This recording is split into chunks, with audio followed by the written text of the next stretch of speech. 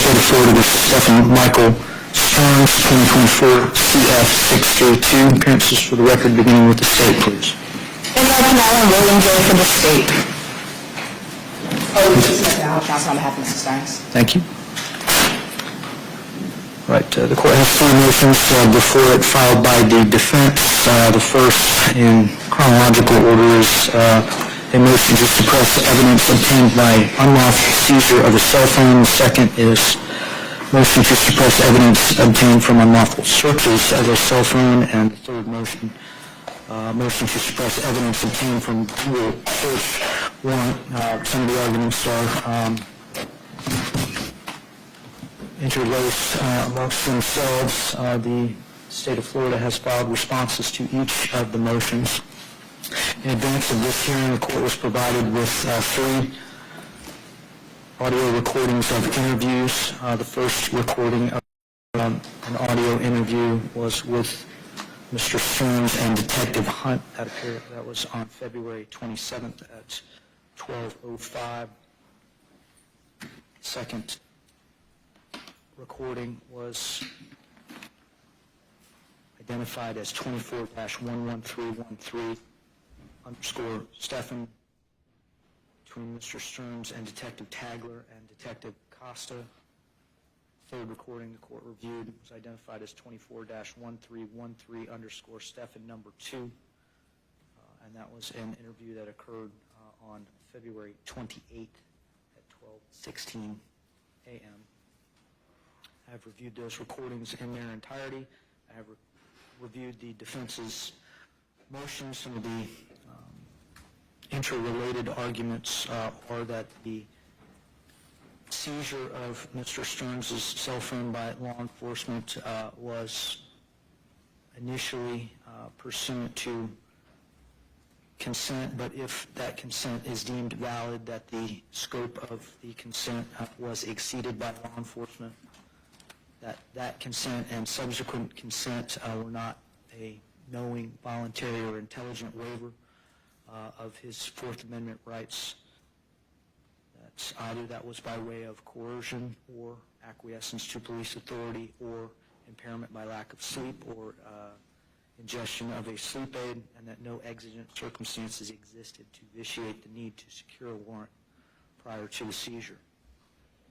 Second motion deals with a request to exclude evidence pursuant to the exclusionary rule, pursuant to an unlawful search of that cell phone. Again, the defense argues that any consent scope was exceeded by law enforcement, that alleged consent was not a knowing, voluntary, or intelligent waiver of Mr. Sterns' Fourth Amendment rights against unlawful search and seizure, again, by way of coercion, acquiescence to police authority, impairment by lack of sleep or use of a sleep aid, and that no exigent circumstances existed for the unlawful search. Third interrelated motion is a fruit of the poisonous tree argument that the subsequent information obtained from a Google search warrant from the initial search and seizure of the phone was pursuant to a warrant. However, the taint was not diminished. The taint of illegal activity was not diminished by the subsequent warrant, that the warrant lacked probable cause, and that the application for the warrant itself were defective on their face. The state's response is also interrelated on these related motions, indicating that the initial interaction regarding the search and limited seizure of the phone regarding the Google search was consensual. That subsequent consent was knowing, voluntary, and intelligently given to law enforcement, that there was probable cause for the seizure of the cell phone, and that exigent circumstances indeed did exist. They further argue as to the motion to suppress evidence obtained from the Google search warrant, that there was indeed a warrant in this case, that the burden would fall upon the defense to establish standing, and that a recitation of their argument is not evidence to be considered to shift the burden. They also indicate that the warrant had the requisite temporal and peculiarity requirements, and if defective, that law enforcement relied on a good faith exception to conduct the investigation of the Google information. So as to the initial motion to suppress evidence obtained by unlawful seizure of the cell phone, does the state concede standing? No, Your Honor. Thank you. Defense? The defense will invoke the rule of sequestration and call Mr. Stephan Sterns. Thank you. The rule of sequestration has been invoked. If you are a potential witness in this case, we're going to ask you to please remain outside of the courtroom. Please do not discuss the facts of the case with anyone, including other potential witnesses. Ms. Smith, whenever you're ready. Mr. Sterns, maybe a question from counsel table. We're going to swear in Mr. Sterns. Please raise your right hand. Do you solemnly swear or affirm the testimony you are about to enter into this case to be the truth, the whole truth, and nothing but the truth to help you God? I do. All right, can you please state and spell your last name for the record? Stephan Sterns, S-T-E-R-N-S. And Mr. Sterns, did you come into contact with law enforcement in January of 2024? I did. During your contact with law enforcement, did they seize or take an item from you? Yes, they did. What item was that? That would be my cell phone. Do you know what type of cell phone it was? It was a Samsung Galaxy, I believe it was a 24. And what was your understanding, if any, as to what they were going to do with it? They were just going to check my Google Maps and check to see if I was logged into Google, and that was it. That was all I agreed to. Were you shown or did they have a warrant? They did not. No further questions, Judge. Thank you. Any cross requested? Yes, Your Honor. Thank you. Ms. Pinnell? I have just a moment. Yes.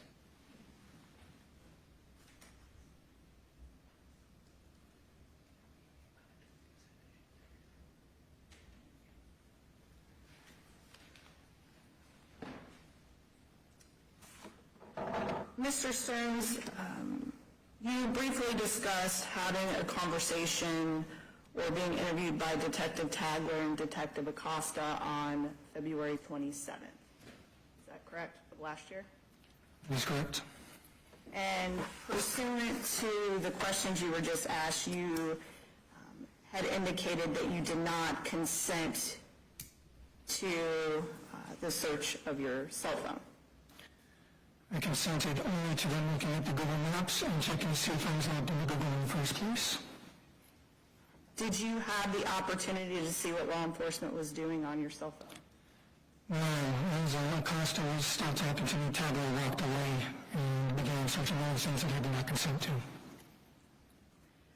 Isn't it true that she actually handed your phone back to you? Briefly, when she told me to input my PIN because it had locked itself. And Detective Tagler actually mentioned looking at your history, which you okayed, correct? Okay, outside, so Your Honor, can we approach? Yeah, come on up.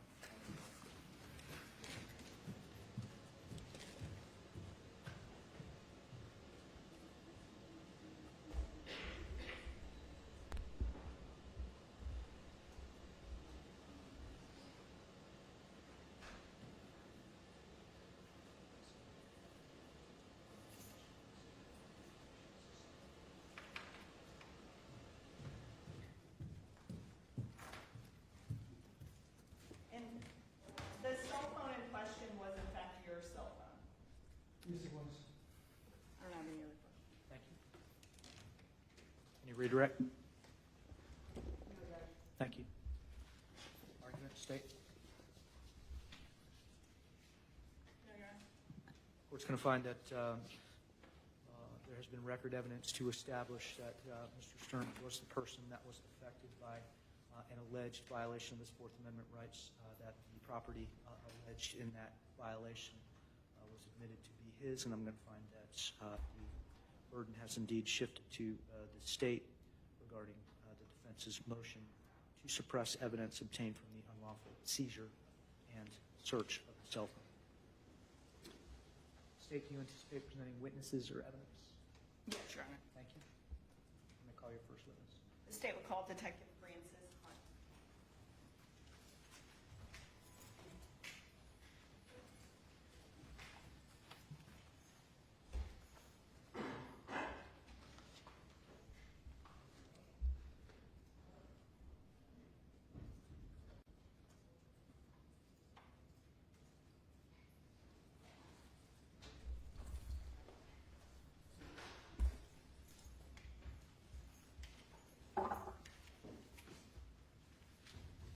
Do you solemnly swear or affirm the testimony you are about to enter into this case to be the truth, the whole truth, and nothing but the truth, so help you God? I do.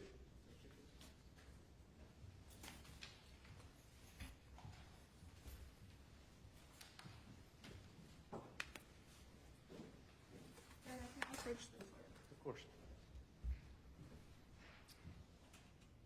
Attorneys on both sides are welcome to move about the well as they need to.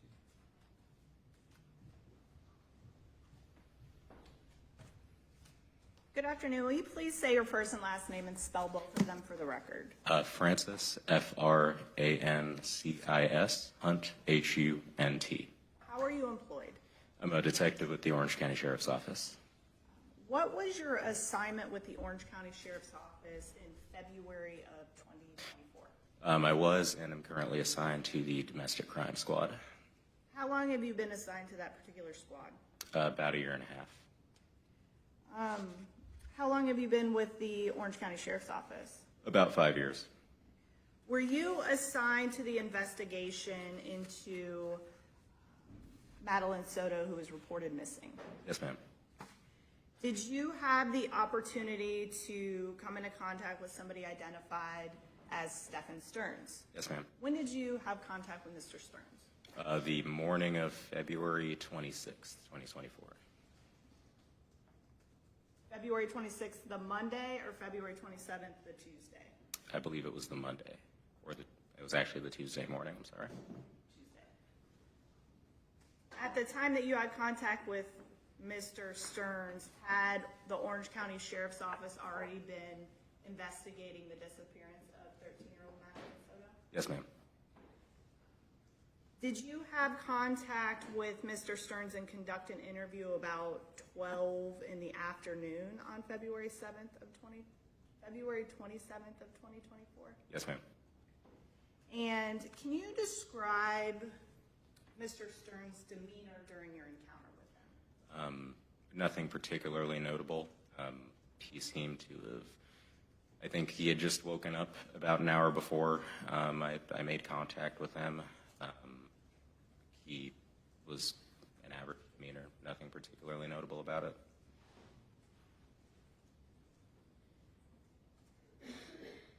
Was he cooperative with you? Yes, ma'am. Was he able to speak coherently to you and answer questions appropriately? Yes, ma'am. Did he seem to have any difficulty understanding the conversation that you guys were having? Not at all. Was this interaction that you had with Mr. Sterns audio recorded? It was. Where were you at when you had this interaction with him? I was at his home or at Jennifer Soto's home in Kissimmee. We were in my vehicle.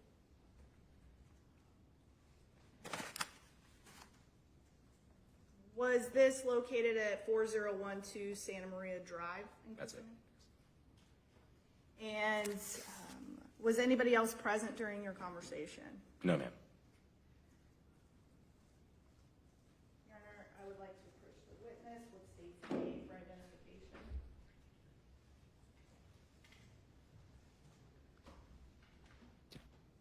Did you have an opportunity to listen to the recording on state's A for identification? Yes, ma'am. Is it a fair and accurate recording of the conversation that you had with Mr. Sterns on February 27th of 2024 at approximately noon? Yes, ma'am. Your Honor, at this time, the state will seek to introduce into evidence what's been marked state's A for identification and the evidence is state's 1. No objection. A as an alpha will be received as Stage 1 for purposes of this hearing.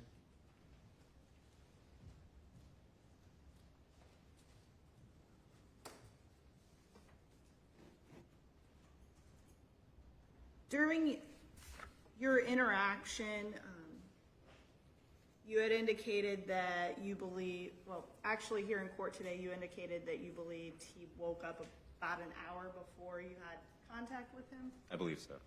What makes you say that? I had first completed an interview with Jennifer Soto.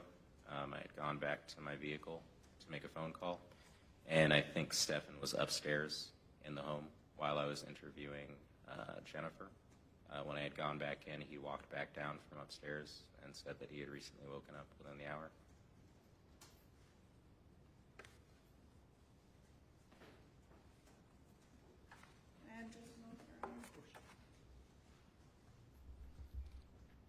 No further questions. Cross-examination? Good afternoon, Detective. Good afternoon. So just to be clear, when you're doing this interview, you're inside of the house, right? I was in my vehicle. Okay. When you first met with Mr. Sterns, you met him inside the house? In the house, yes, sir. Okay. And then you took him outside and put him in your vehicle, right? Yes, sir.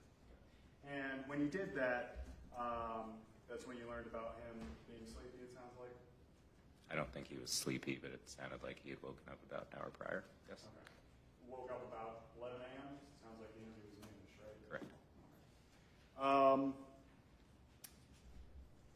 At any point, did you ever seek a warrant for any of the cell phones or anything in this case? Oh, no, sir. Okay. Did you ever look at a cell phone? No. Did you ever ask him about a cell phone? No. Frequent? Of course. No further questions.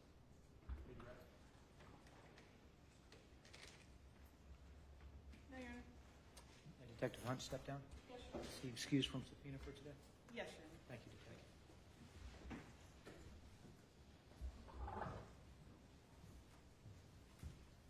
May I call your next witness?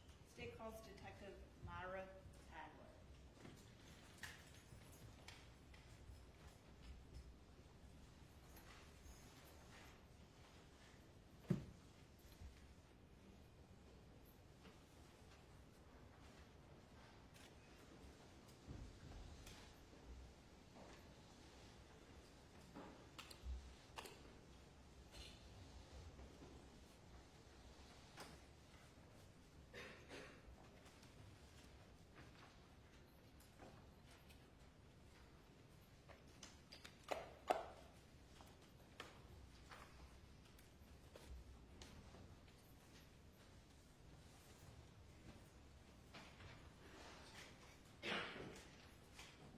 Raise your right hand to be sworn. Do you solemnly swear or affirm the testimony you are about to enter into this case to be the truth, the whole truth, and nothing but the truth, so help you God? I do.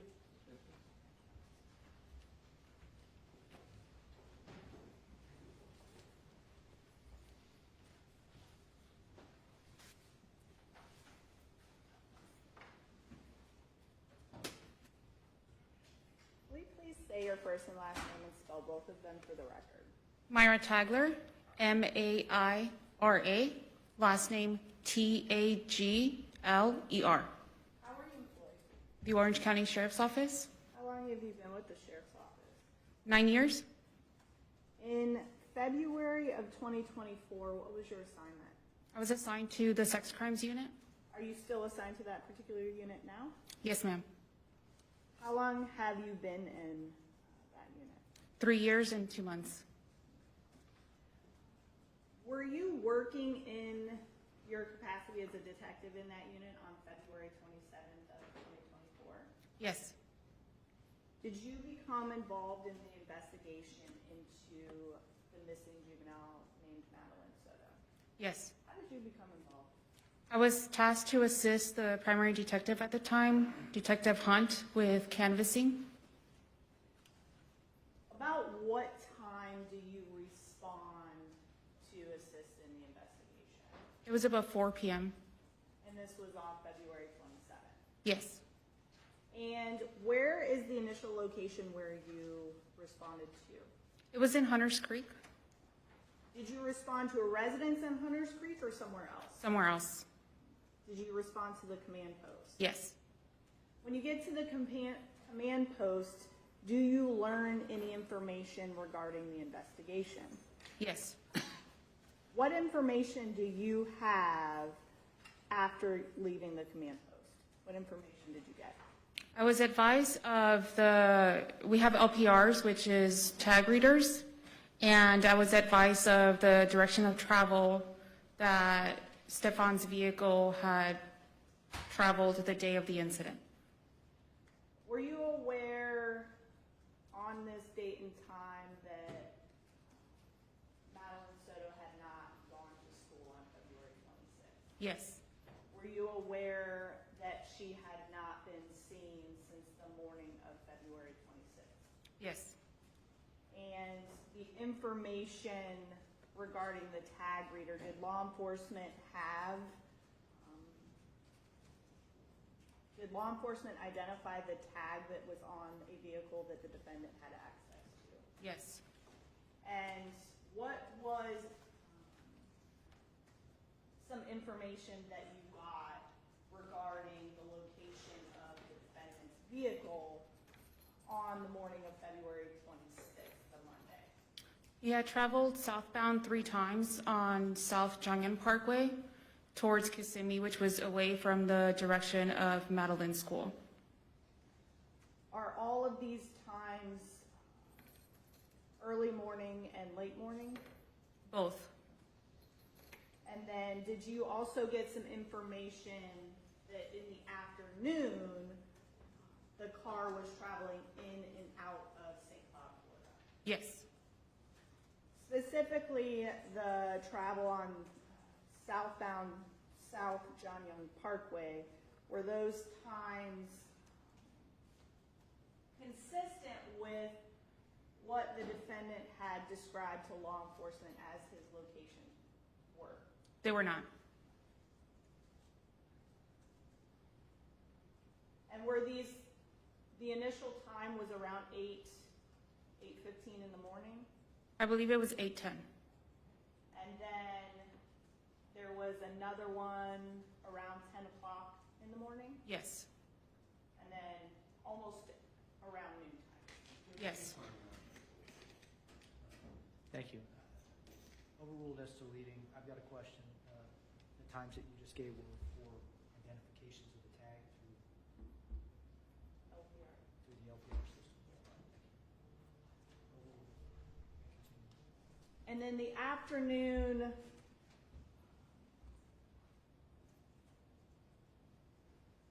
times of going in and out of St. Cloud, do you recall what those were?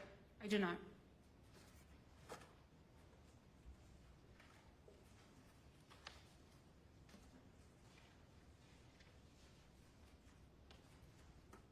Did you document those times and locations in your narrative that you drafted for the Yes. case?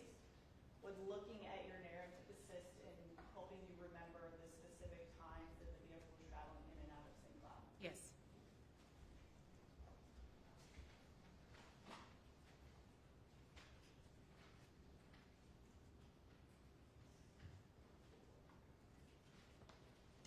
Your Honor, I'm approaching the witness for the record with Detective Tagler's 11-page narrative.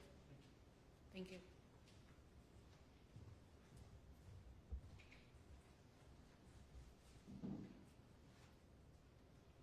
I'm looking at page 4. Does page 4 help refresh your memory as to the times that the vehicle was picked up on the tag reader going in and out of St. Cloud? Yes. What times was it traveling towards or into St. Cloud? It says eastbound on US 182 and Pecan Street at 13:05 hours, and westbound on US 192 and Academy Drive at 14:23 hours. And you were equipped with this information at the time that you responded and met with Mr. Sterns in this case? Yes. Were you aware as to who the last person to have seen Madeline Soto alive or have seen her was? Yes. Who? Stephan Sterns? Was that consistent throughout a lot of law enforcement interviews that were conducted? Yes. After you get this information and your task is to assist in the investigation, what's the next thing that you do? Detective Acosta and I respond to Kissimmee, to their residence, and we meet with Detective Hunt. And you say their residence, are you referring to Ms. Jennifer Soto and Madeline Soto's residence? Yes. That would be on the Santa Maria Drive. Yes. When you get to the address, who is there? Detective Hunt is there. There's other patrol deputies on scene, and Jennifer and Stephan. Is there law enforcement conversing with either Jennifer Soto or Stephan Sterns? Not at the time. Who is the first person that you speak with? Detective Hunt. Does Detective Hunt relay information that he obtained during an interview with the defendant to you? Yes. What information do you recall receiving prior to your interaction with the defendant? He stated that he had spoken to Stephan and Jennifer, and to his knowledge, Madeline had not made it to school, that Stephan had dropped her off near the school, and that they were supposed to go to McDonald's, but they didn't. And then he watched her walk towards the direction of the school, and then he went home. Did you receive at that time any information about the sleeping arrangements on February 25th of 2024, the night before? Yes, Detective Hunt told me that Madeline and Stephan had slept together in room number 4 because Jennifer needed to get more rest that morning. Equipped with this information, did you come into contact with Stephan Sterns? Yes. How did you know who was Stephan Sterns and how to find him in the area? Detective Hunt pointed him out. Was your encounter with Mr. Sterns audio recorded? Yes. As a detective, what is your uniform, for lack of a better word, when you are at work? What do you wear? Professional attire, like I'm dressed right now. You're not in a police uniform when you make contact with Mr. Sterns? I am not. How about Detective Louis Acosta? Same, not in uniform. Does anybody approach Mr. Sterns with you and Detective Acosta? No. Where is Mr. Sterns when you approach him? We're all standing behind his vehicle. When you say his vehicle, who are you talking about? The Lincoln?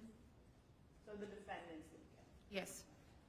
And at this point in time, is the defendant handcuffed? He's not. Is the defendant free to leave? Yes. How is his demeanor, his meaning the defendant's demeanor when you're interacting with him? He was very emotionless, but otherwise able to answer every question that we had for him. Did the defendant, seem groggy, confused, unable to communicate with you? He did not. Did the defendant respond appropriately to questions that you were asking? He did. Would you classify his behavior towards you as cooperative? Yes. Can you explain to the court, I know that you indicated that you're all standing in the back of Mr. Sterns' vehicle, but can you explain to the court where everybody is positioned? Yes. I was standing on the left side of the trunk. Stephan Sterns was standing directly next to me. We were basically shoulder to shoulder.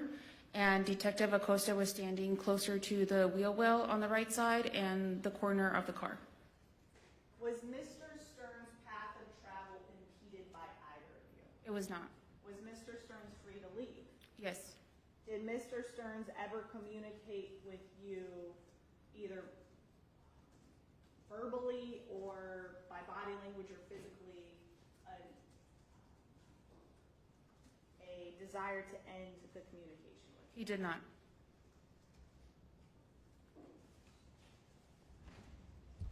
At some point during your interaction with him, do you request for Mr. Sterns to take out his cell phone Yes. or to look at his cell phone?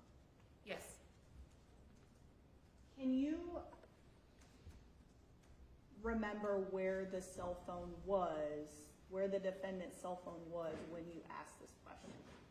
I do not. It was in his possession, but I don't recall where he grabbed the phone from. Did the defendant consent to allowing you to look at his phone? Yes. And do you remember if Mr. Stern's cell phone was password or passcoded protected? It was. Who entered the passcode into the phone? Stephan. After Mr. Sterns entered the passcode in the phone and unlocked the phone, what did Mr. Sterns do with the phone? He handed me the phone. While you are holding the phone, where are you standing? In the same position next to Stephan. Do you hold the phone in a way to allow others to see what is on the phone? Yes. Where is Mr. Sterns at as you are looking at the phone? Directly standing next to me. And initially, the interaction and how the cell phone comes out, you bring up looking at maps in the phone. Correct. Are you familiar with the type of phone that the defendant had? I am not.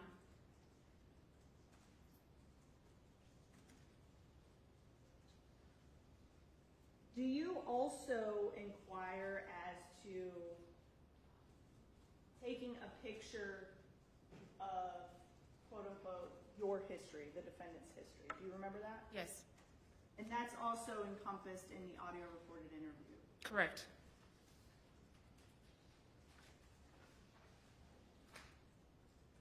Does the defendant ever communicate to you any limitations on what it is that you're doing? He does not. Does the defendant ever attempt, either verbally, physically, or in any type of way, to cease the search of the phone? He does not.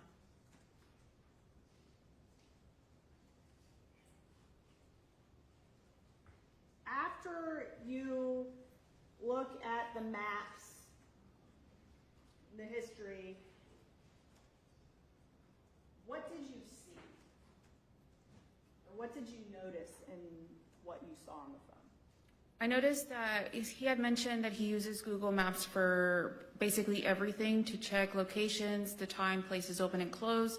And I noticed that on his Google history, it was very minimal. There was not a lot of traveling that was consistent to what he had originally said to both Detective Acosta and I.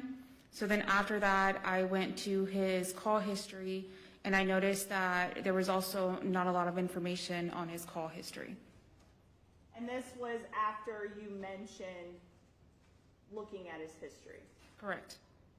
And during this entire time, did the defendant ever cease or withdraw his consent, either verbally or physically? He does not.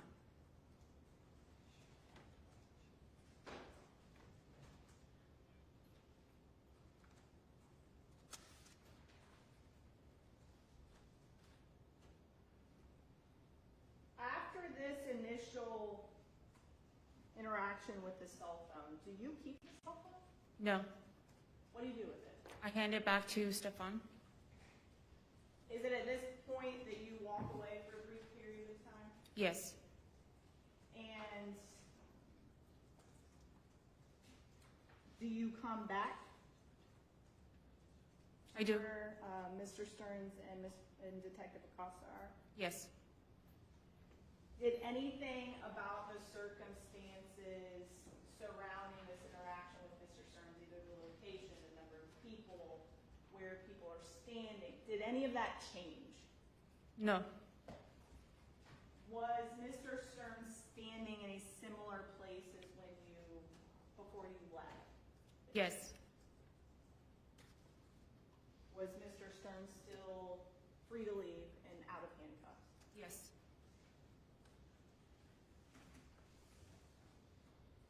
At approximately 7:57,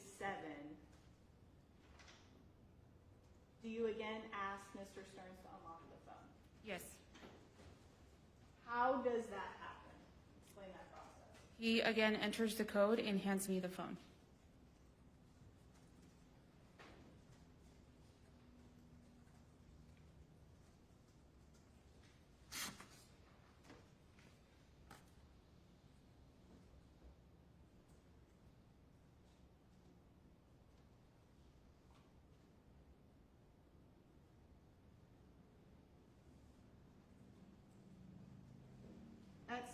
point do you bring up the lack of call history to the defendant? I do. What was the defendant's explanation? He said he had accidentally factory reset his phone.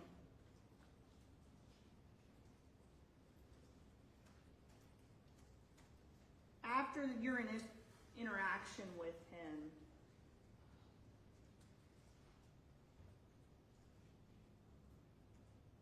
you knew all of that information that you had previously explained that you knew.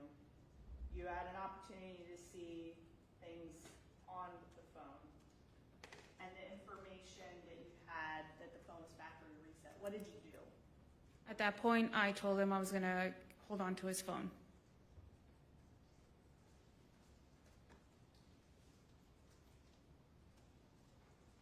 And that was approximately at 8 p.m., 7:59, 8 p.m. on February 27th of 2024. Correct.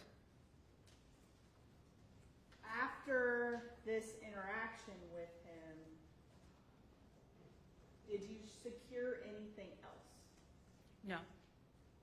other than the cell phone? Did you secure anything else, or Well, I did ask him to refrain from going back in his vehicle.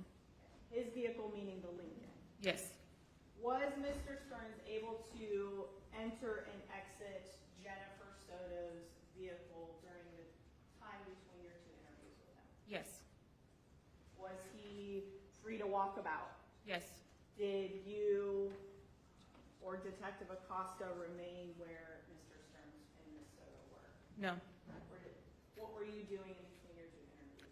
After speaking with Stephan Sterns the first time, Detective Acosta and I went to the front of the apartment complex to speak with management and ask them to review their surveillance.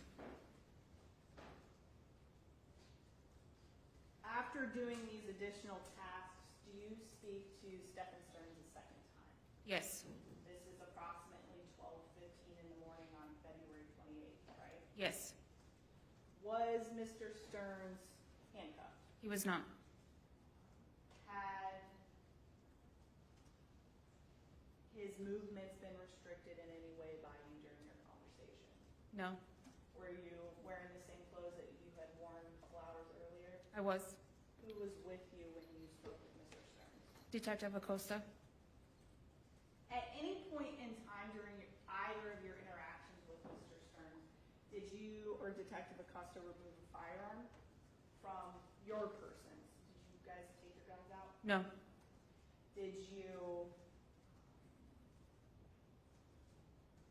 threaten arrest or anything like that during your interactions with Mr. Sterns? No. This second interview that you conducted, was that also audio recorded? Yes. Was Mr. Sterns free to leave at the end of the interview? Yes. In fact, he did leave your presence as well as Nation Bay, correct? Correct.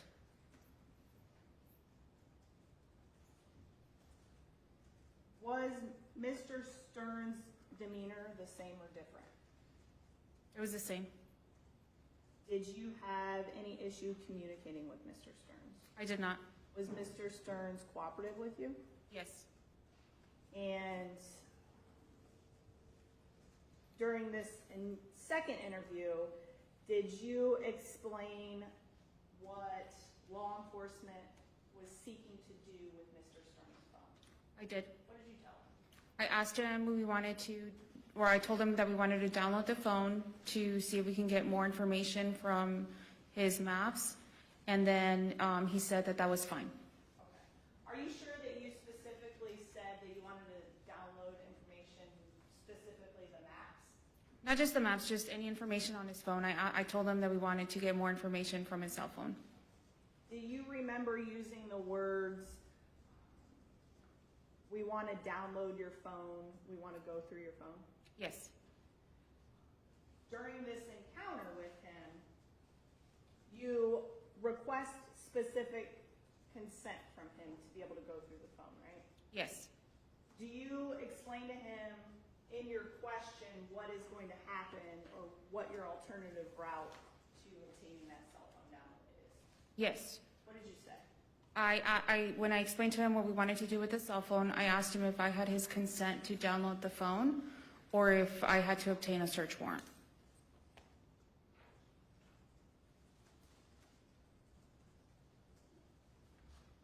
And did the defendant consent to downloading the phone?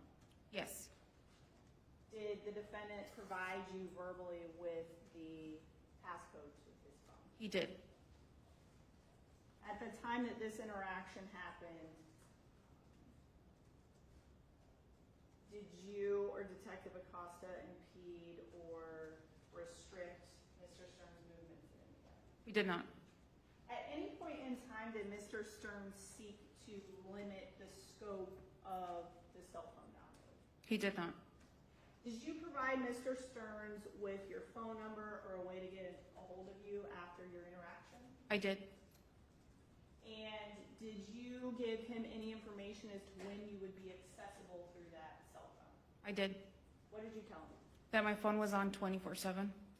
At any point in time, did Mr. Sterns reach out to you to either withdraw consent or limit the consent? He did not. Are you sure that he had a way to communicate with you? Yes. How do you know that? Because Jennifer had her cell phone with her. Are you sure that, do you know if Mr. Sterns and Ms. Soto left Venetian Bay together? They did. Do you know which vehicle they were in? In Jennifer's vehicle.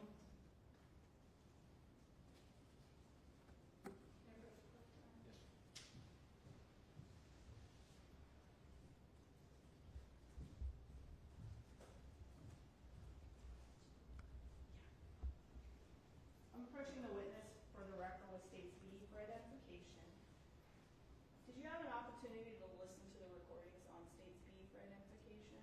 I did. Did they fairly and accurately depict the recordings of the two interviews that we discussed here in court with yourself, Detective Acosta, and the defendant in this case? Yes.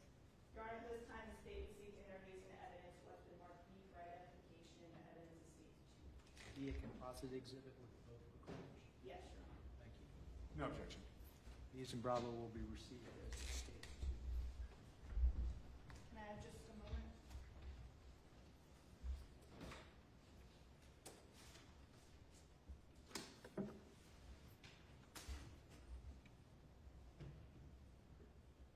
No other questions? Office examination. Good afternoon, Detective. So your interactions with Stephan Sterns, they were audio recorded, right? Correct. Okay, they weren't video recorded? No. Okay. And let's paint that picture. When you arrived on scene, you said that it was you and another detective present, right? Correct. Actually, I think it would have been 3 detectives, right? You, Acosta, and Hunt?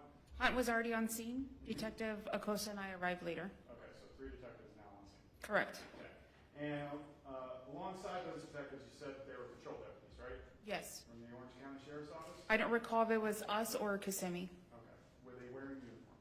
Yes. Did they have their badges? Yes. Did they have their guns? Yes. Did you have your gun? I did. And did you have their badge? I did. Okay. And when you arrive on scene, you said that you first went to talk to Detective Hunt, right? Yes. Okay. And then afterwards, at one point you start talking to Stephan Sterns, right? Yes. Okay. And this is outside of his house? Correct. Because it's not allowed to go inside his house at this point, right? Not at this point. The house was not secured. Right.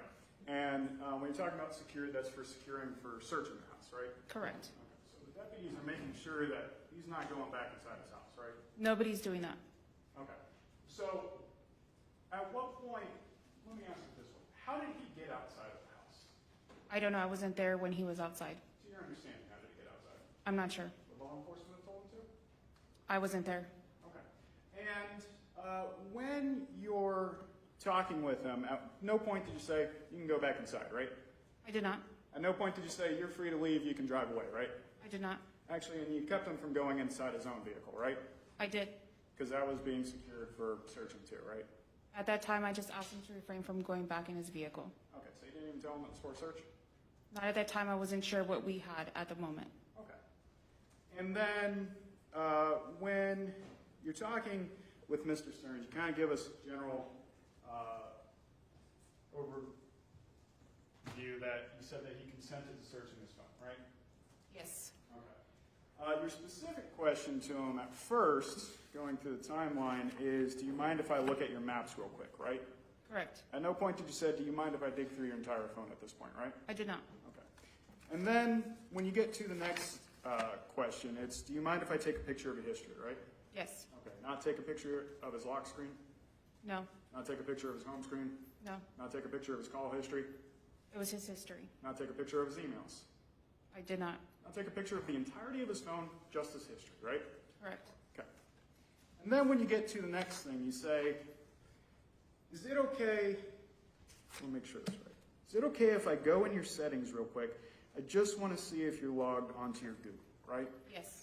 And at that point, Mr. Sterns tells you that he is not logged into his Google, right? Correct. Okay. But then you keep pressing and then you say, is it okay if I check? I asked, I didn't press. Okay. You asked if it's okay you checked? Yes. Okay. And at that point, it was just to check whether he was logged into his Google, right? Correct. Not going through the entirety of his phone. Correct. You never asked him, can I go through the entirety of your He phone? was standing next to me while I was on his phone. Okay, so it's your basis that he has to say no, you can just keep digging until he says stop? Correct. Really? He was standing next to me and he saw what I was doing on his cell phone. And did you ever ask him to go through the rest of your cell phone? I did not. Did you ever ask him to go into his call history? I did not. Did you ever ask him to go through his Google Drive on the phone, if it even was it? I never looked at his Google Drive. Okay. But you were looking at the rest of his phone, right? I looked at his call history and his Google Maps. Okay, because you were trying to figure out that timeline, right? Correct. It's the only thing you were looking for at this point, right? Correct. Okay. Did you ever go into the photos on his phone? Yes. While he was there? Yeah, he was standing next to me. Okay. Did you ever ask him if you could go through his photos? I did not. Right. And when you go into those photos, I mean, let's talk about that. How many out of his photos did you look at? I think it was maybe 2 or 3 of the day Madeline went missing. Just to be clear, you're not just looking at like the big grid, you start going into actual pictures? I don't recall if I actually clicked on any of the pictures Okay, so how do you know that you were just looking at 2 or 3 of those? because it has dates on, like if you look at the grid, it shows dates for pictures. Okay. And at any point, I'm just rephrase, at no point did you ask him to look at his photos? I did not. Then you go back to his Maps app at some point, right? Correct. And at that point, you're talking to him about the Snug Street address, right? Yes. Okay, and you never asked him if he could go back to the Maps app at that point, right? I did not. Okay. And just to be clear, nothing is visually recorded at this point. Right? Correct. So when you say that you handed him his phone back, you never actually said, hey, here's your phone back, or anything of that. I did. I said, here you go. Here you go. Now, when you get the phone back from him, what do you say? I said, can you please unlock your phone again? Okay. And at that point, it's still you and Detective Acosta standing with him, right? Correct. Because you both are kind of tag teaming him, questioning him, right? We're both talking to him. Okay. Specifically, at what point did you say, here you go, when you handed him his phone? Right before I stepped away. Okay. You sure here you go are your exact words? I don't know if it was my exact words, but I did hand him the phone and I said, here you go. It's in the audio recording. Okay. And then at this point, you said you got him to unlock his phone again, right? Yes. And that's when you started digging through his call history, right? I'm not sure what I looked at when I had the phone back. Well, you specifically said, I also noticed I was checking your call history. I noticed you don't have anything before this morning, right? Yes. Okay. And at no point did you ask if you can go into his call history? I did not.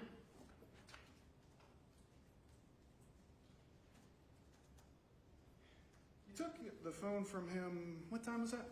About 8, a little after 8? 8 at night? Yes. Okay. Just to make sure we're painting that picture clear too. 8 o'clock at night you're speaking with him, right? Correct. About 50 to 60 degrees outside? Correct. Okay. And law enforcement's been standing around with Mr. Sterns outside? He went to Jennifer's car after me and him spoke. Okay, but before you and him spoke? I can't answer that question. I wasn't there. Okay, when you first showed up, where was he? Outside. Outside where? I don't recall the exact location, but he was outside with Jennifer. Right, so you know exactly where you walked, but not where he was? Correct. I walked towards Detective Hunt. Now, at this point,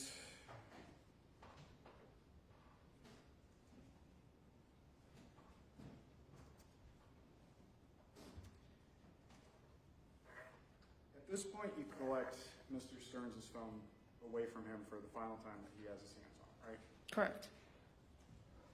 And when you take that phone away from him, you don't ask him for his phone, you take it from him, right? I already had the phone. Oh, right. And then you told him specifically that at this point, we're keeping your phone. Correct. Okay. Didn't give him a choice. I said, I'm going to keep your phone. We want to download your phone. Excuse me, what was the exact phrasing that you just said there? That we wanted to download the cell phone. You said that during the first interview. The second interview, not the first one. Talking about when you took the phone away from him, the first time, during the first interview. When did you tell him that you were going to download the phone? The second time. During the first interview, when did you tell him that you were going to download it? The second time I spoke to him, not the first time. You never said it the first time. I did not. Right. And then when you're talking with him that second time, you actually state to him, your exact words are, Objection improper. Response? I'll reference it. When you speak with him, did you tell him that we had previously said that we were going to download the phone? Yes.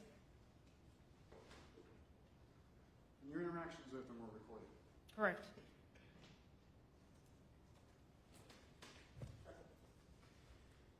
And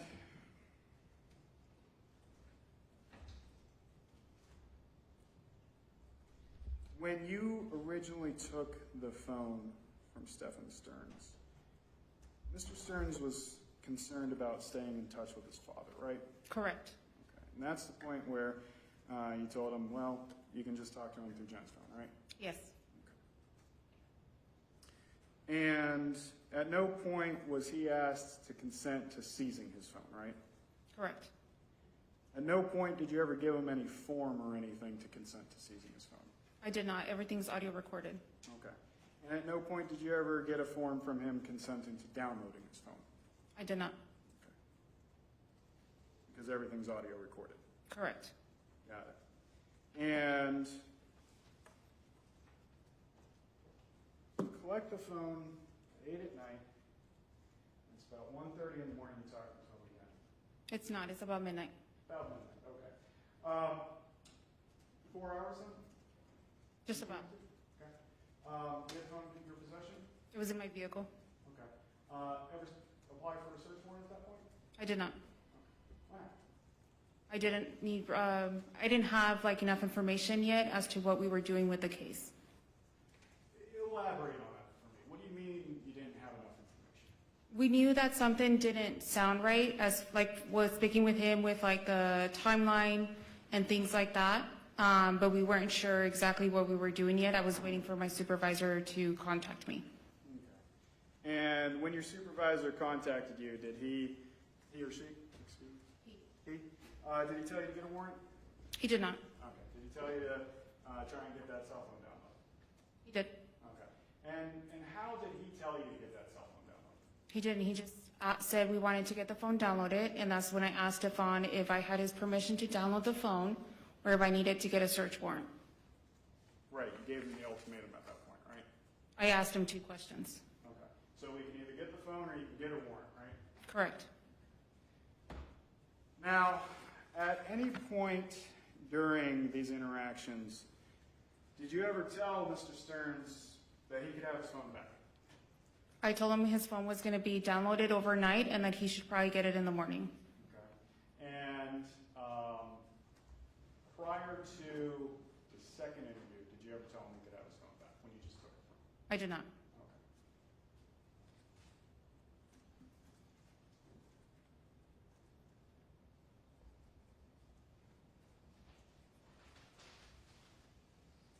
Okay. At any point, did you ever apply for a search warrant to download Mr. Sterns' phone? I did not. Did any other detective do that?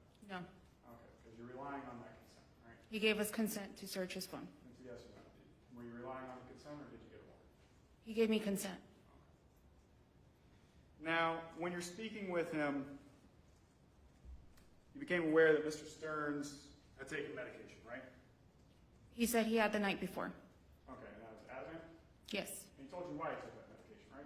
Because he said he couldn't sleep and that he was very stressed and couldn't stop crying. Right, now he was also having panic attacks, right? Yes. Okay. And you knew that? Yes, the night before. Why your question? During the first interview? Correct. And the second? Correct. Got it. You aware what Ativan does? I don't take Advance, so no. Okay. You ever deal with anybody that taken Ativan? No. Objection relevance?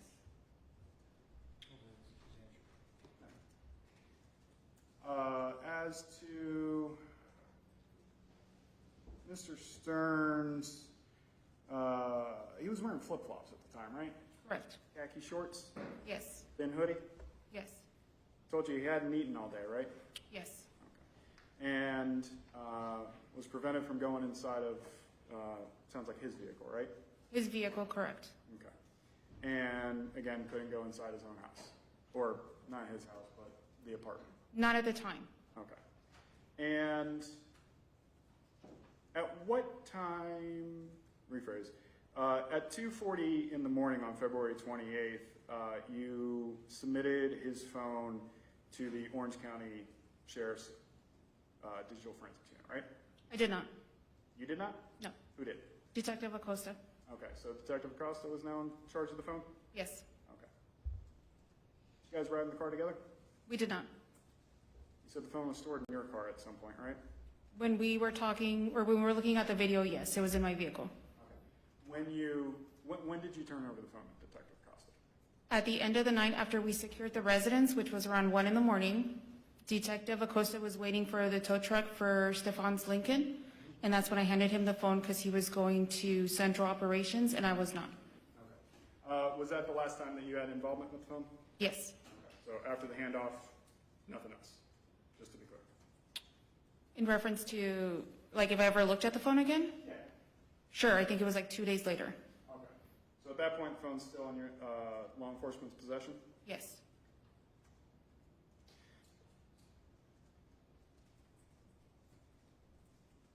Brief moment to confirm? Of course.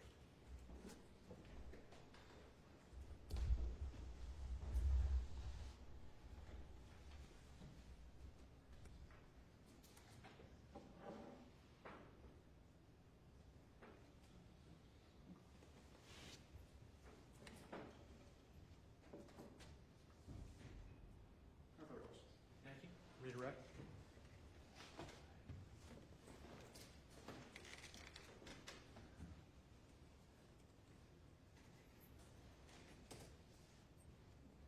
Defense mentioned that there were other law enforcement personnel that were at the apartment complex. During your interactions with Mr. Sterns,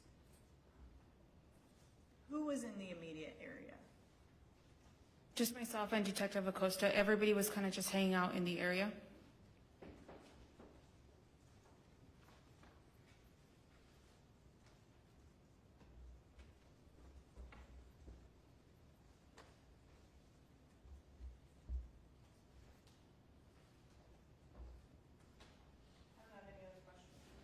Detective Tagler, I've got a question. When you initially interacted with Mr. Sterns, you indicated that you were going to take a photo of his history, is that correct? Yes. Did you take a photo of his history? Yes. Was that on your agency cell phone? Yes. Any follow-up questions based on that question? State. No, Your Honor. Defense? No. Thank you. Will the detective step down? Yes, Your Honor. Is Detective Tagler excused? Yes, Your Honor. Detective Tagler, Thank you. step down. Thank you. This is your up. Yes, Your Honor. Detective Lewis Acosta.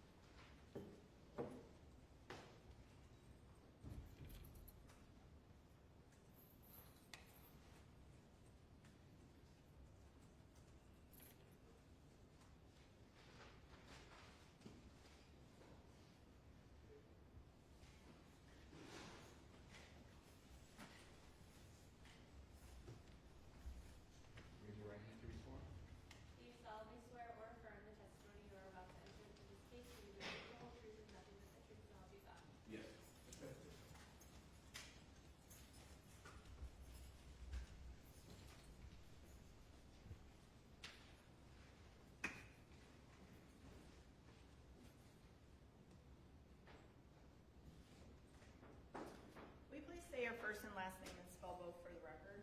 Louis Acosta, Luisacosta. How are you employed? Orange County Sheriff's Office as a detective. How long have you been with the sheriff's office? 5 years. In February of 2024, what was your assignment? I was a detective with the Orange County Sheriff's Office Sex Crimes Unit. How long had you been in that unit at that time? Approximately 6 months. Are you still assigned to that unit? Yes. How did you become involved in the investigation of missing juvenile Madeline Soto? I was the secondary on-call detective at the time, and I assisted Detective Tagler with the investigation, going over to the command post. We assisted our missing persons unit at that time. What information did you learn at the command post? We learned that Maddie Soto had been missing for a little over 24 hours. She was 13 years old. We knew that the last person who had seen her was Mr. Sterns. Just, that basic information. Okay. Did you also get information regarding LPR tag reader hits on Mr. Sterns' LinkedIn? Yes. And you also got the timing of those tag reader hits? Yes. Did you respond along with Detective Tagler to 4012 Santa Maria Drive in Kissimmee? Yes. And did you learn any additional information prior to speaking with Mr. Sterns at that address? Yes. Prior, we were briefed of Detective Hunt, who's the initial primary detective assigned, just of additional details. For example, that she slept in the same bed as Mr. Sterns, things like that. Did you assist in the interview of Mr. Sterns that was conducted by Detective Tagler at approximately 7:16 in the evening? Yes. And this would be on February 27th of 2024. Yes, correct. Where did this interview take place? It took place in the parking lot of their of the apartment complex near the residence, Maddie's residence. Who was in the immediate vicinity as this interview was being conducted? It was Mr. Sterns, myself, and Detective Tagler in the immediate vicinity. Where would you say the next closest law enforcement official was? At least 25 yards away. Were all of the law enforcement officials within view of where you were? The ones that were in the parking lot could see the general vicinity of where we were at. How many law enforcement officials would you say were in the parking lot area where the interview was conducted? Maybe 10, fewer than 10. And were these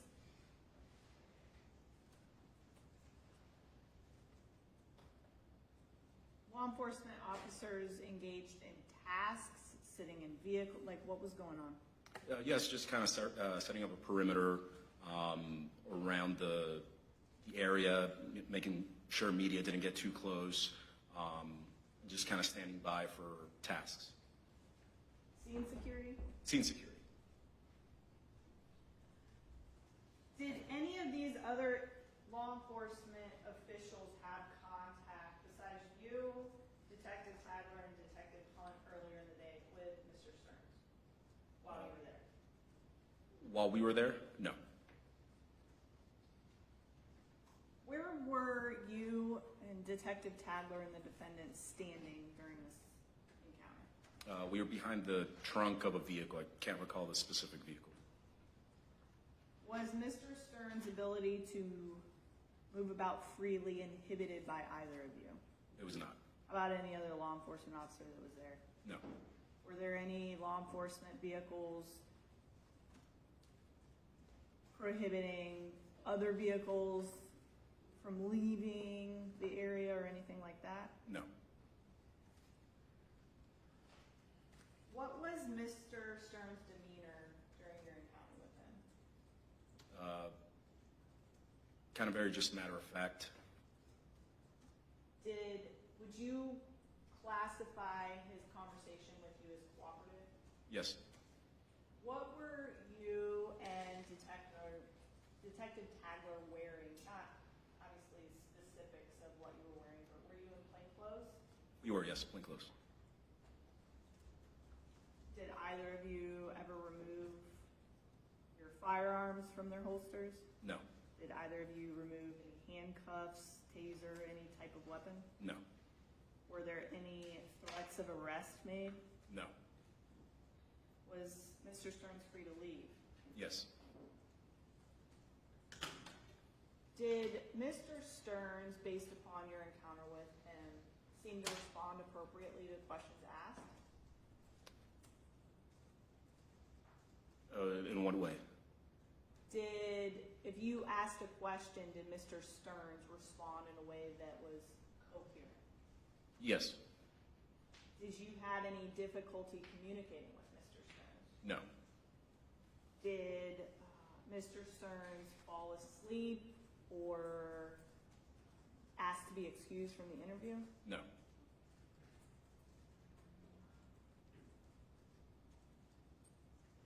At some point, did Detective Tagler ask Mr. Sterns to look at his cell phone? Yes. Do you recall where the cell phone was during this initial interaction? When she asked to view his phone, he said yes, and it was within eyesight of him. We were right next to him. Who had the phone when Detective Tagler asked to look at some of the stuff on the phone? Mr. Stearns had the phone, and then he gave the phone to Detective Tagler after she asked, and he said yes. Did Mr. Sterns have to do anything to the phone prior to giving it to Detective Tagler? He input his passcode to get it. Where was the defendant and Detective Tagler standing while Detective Tagler was viewing the content of the cell phone? They were standing shoulder to shoulder next to each other. Were you asking questions at that point? Yes. Were you able to see the content of Mr. Sterns' phone? At some point. Were you standing next to where Detective Tagler and Mr. Sterns were standing or somewhere else? Yes, next to both of them.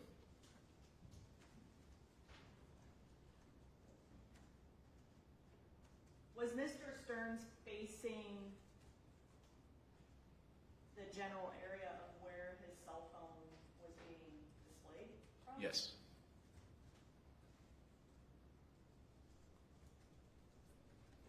There is a point in the interview where Detective Tagler steps away. Prior to stepping away, what is done with the cell phone? She gives the cell phone back to Mr. Stearns. Do you continue to have a conversation with Mr. Sterns? Yes. At any point in time, does Mr. Sterns discuss the content of the cell phone or Detective Tagler's looking through the phone? No, I don't. At some point, does Detective Tagler come back? Yes. And is the cell phone brought out again? Yes. At this point, who had the cell phone? Still Mr. Stearns. When Detective Tagler asks for Mr. Sterns to unlock the cell phone again, does he do so? Yes. Does he have to enter the passcode again? Yes. Are the circumstances surrounding this interaction the same as what you described previously as far as location and people involved, the defendant's ability to leave? Yes.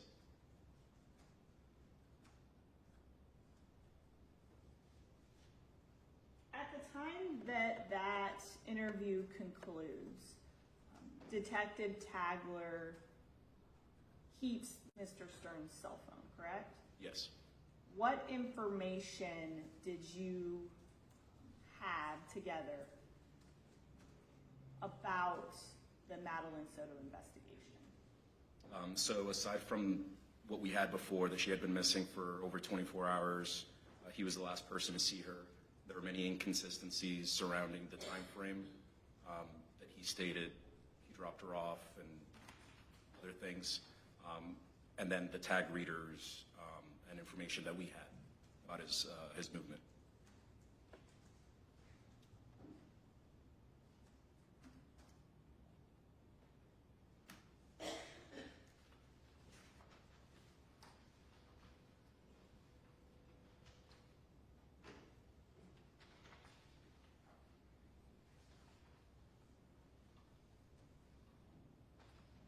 Had the defendant been straightforward with you and Detective Tagler regarding his movements? No. I should be more clear. His movements the morning of February 26, 2024. He told us certain movements that didn't correlate to the information that we had. Did you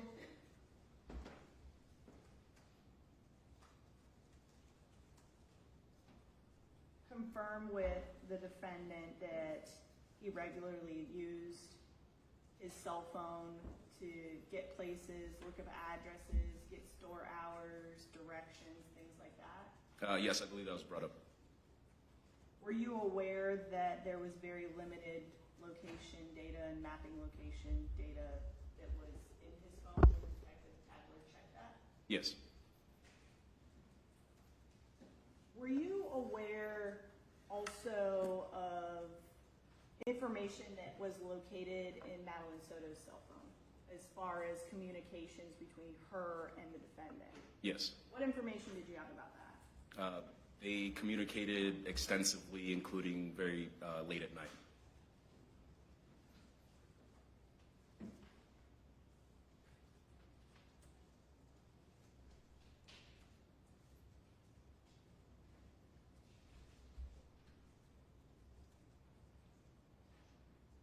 Were you also present with Detective Tagler at the conclusion of this interview between the second interview that was conducted at 12:15 a.m.? Yes. What were you guys doing in that interim time? So in the interim, we were reviewing surveillance video from the apartment complex to corroborate the times that he came back into the apartment complex. Did you learn any new information when you did that? Yes. One of the surveillance videos that we saw, it appeared that there was somebody either asleep, passed out, or not awake on the inside the vehicle. What exactly did you have information as to the last clothing items that Madeline Soto was reported to wear? Yes. Was the individual in the driver's seat or passenger seat is what you just described? Yes, wearing the same. Were they in the driver's seat or passenger seat? Passenger seat, front passenger seat. What about their appearance makes you believe that they were not awake? Slumped over, kind of leaning back. Just did not appear to be awake. And you observed this video between the first and second interviews? Correct. And the individual that you just described, was that consistent with the characteristics that you were knowledgeable about Madeline Soto? Yes. The second interview, were you present at 12:16 a.m. when Detective Tagler again spoke with the defendant? Yes. And it was during this interaction where there was a brief conversation. Did you have a brief conversation with the defendant about what was seen in Madeline Soto's phone? Yes.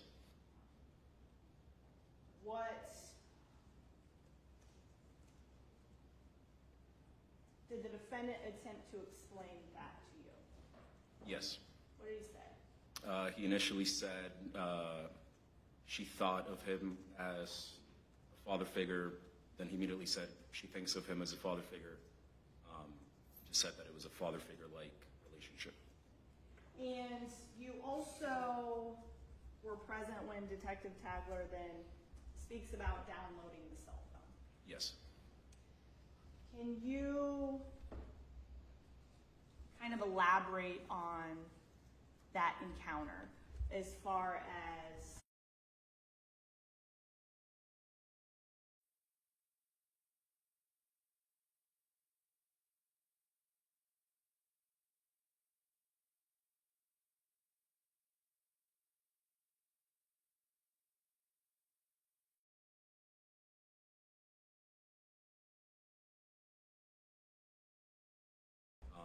She explained that we'd be taking the phone, be getting it back whenever the phone download was complete. did Mr. Sterns limit the download of the cell phone in any way? No. Did the defendant refuse to give consent to download the phone? No. Did the defendant willingly provide the passcode to this phone? Yes. And all of this is recorded, right? Yes.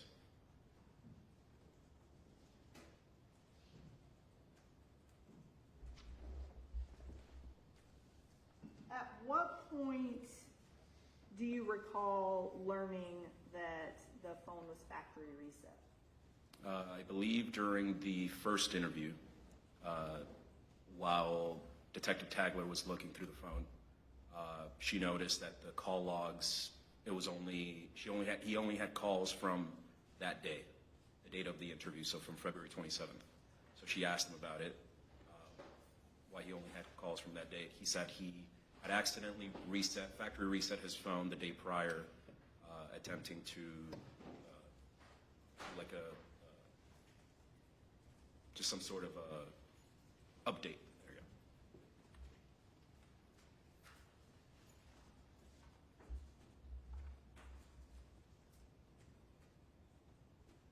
As a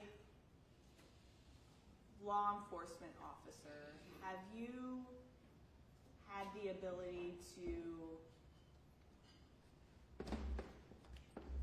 seize or collect cell phones belonging to individuals during investigations? Yes. When a cell phone is taken, are you aware, or do you put the cell phone in airplane mode or secured in any way? Yes, it's placed on airplane mode. Why? To prevent it from being remotely reset or anything being deleted remotely. So you're aware of that possibility? Yes. No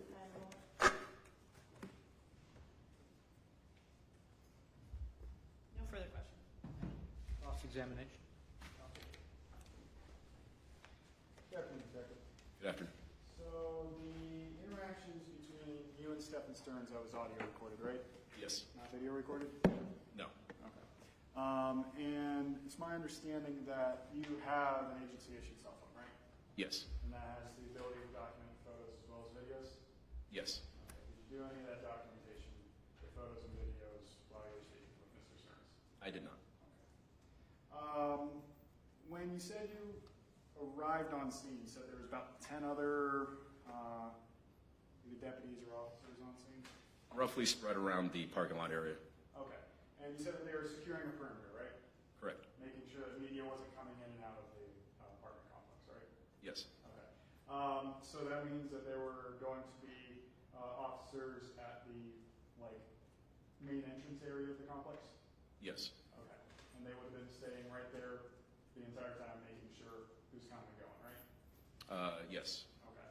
And then at this point, it sounds like the apartment was getting secured to search it, right? Yes. Okay. So does that mean putting up crime scene tape and everything? I can't recall about the time of the interviews at crime scene. Okay. Some point it got crime scene tape, though. Yes. Okay. And when you say that the officers, deputies, whatever, were in the parking lot, were they just clumped up in one group together or across the entirety of the parking lot? So some of the detectives were kind of in one group, and then uniform patrol were kind of in the perimeter for scene security. And while State asked you if you ever removed your firearm, I just want to clarify, you had your firearm on you, right? Yes. And you're in plain clothes at this point, right? Yes. So is your firearm just chilling right there on your holster? Or- Yep. On my hip. Yep. Yeah. So it's visible? Yes. And you said that while you're questioning, well, you and Detective Tagler were questioning Mr. Sterns, you're both standing by a vehicle, right? Yes. I don't know whose it is, but it was a vehicle, right? Yes. Okay. And at this point, Tagler's questioning him, you're questioning him, he's in the middle of you two, right? I can't recall where he was between both of us. Okay. But you're all towards, it sounds like the back of the vehicle? Yes. Okay. And you had stated that while Tagler's taking a look at the phone, you're close enough to see the phone, right? Yes. Okay, so you can actually see what's happening on the screen? Yes. Okay. So it's not like when we're saying that you're standing around the vehicle, somebody's over by the front of the car over here and somebody's all the way at the trunk of the car over here. You're all grouped up together, right? Correct. Now, it was during that first interview that you learned that the phone was factory reset somehow, right? Yes. And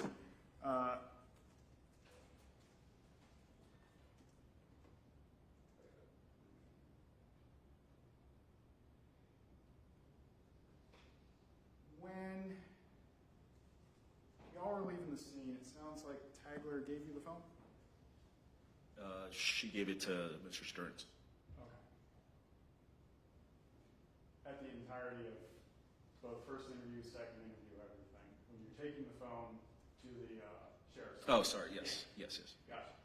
So you had the phone at this point? Yes.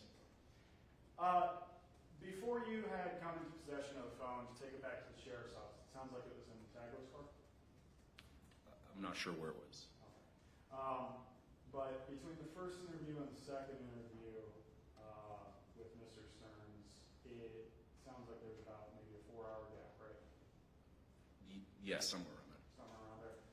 And at that point, you said that you went to the management to kind of take a look at the video surveillance, right? Yes. Okay. It'll take 4 hours to go through all the video surveillance?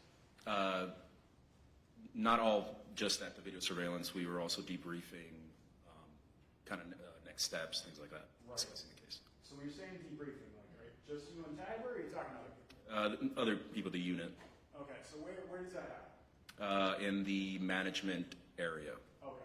So at that point, while you're debriefing, roughly how many law enforcement personnel are there?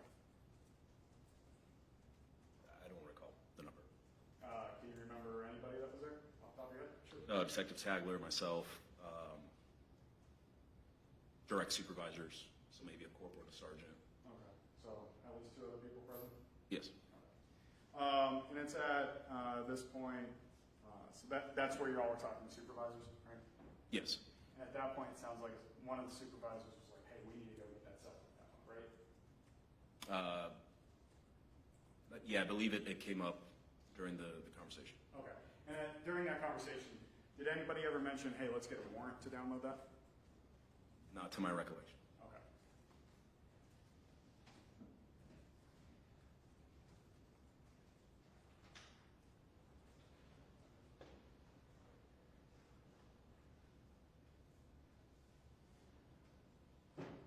After you take the phone to the sheriff's office, do you ever interact with the phone again? No. Okay, so you just hand it off to the forensics guys and you're done? Yes.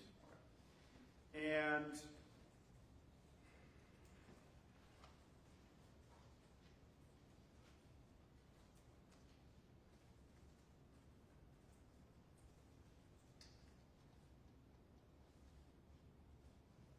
did you ever ask Mr. Sterns if he could download the entirety of his phone?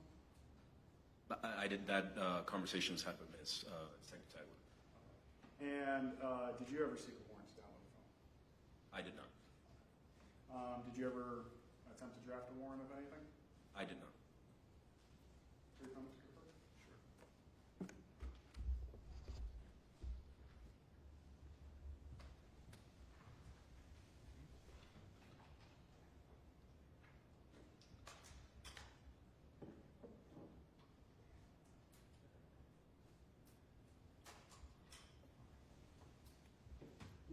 first interview and the second interview, you had never, neither you nor Tagler ever gave the phone back to Mr. Sterns, right? Correct. You held on to it the entire time. Yes. No further questions.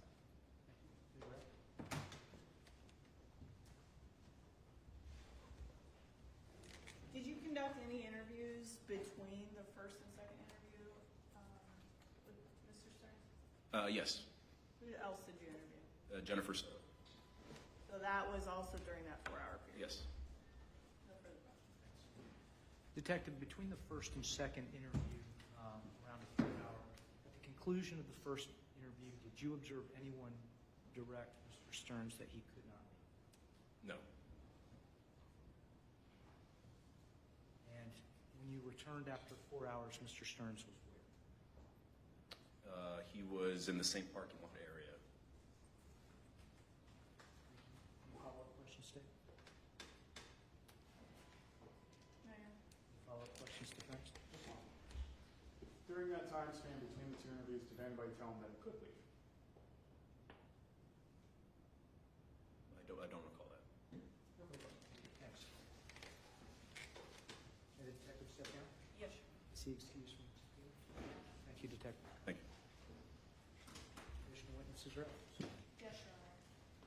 Sergeant Darko Staminit?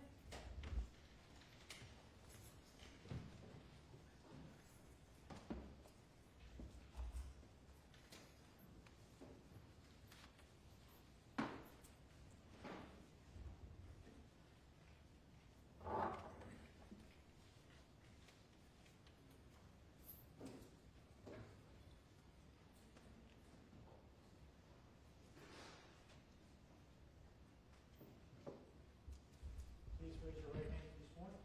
Do you solemnly swear or affirm the testimony you are about to enter into this case to be the truth, the whole truth, and nothing but the truth, so help you God? I do.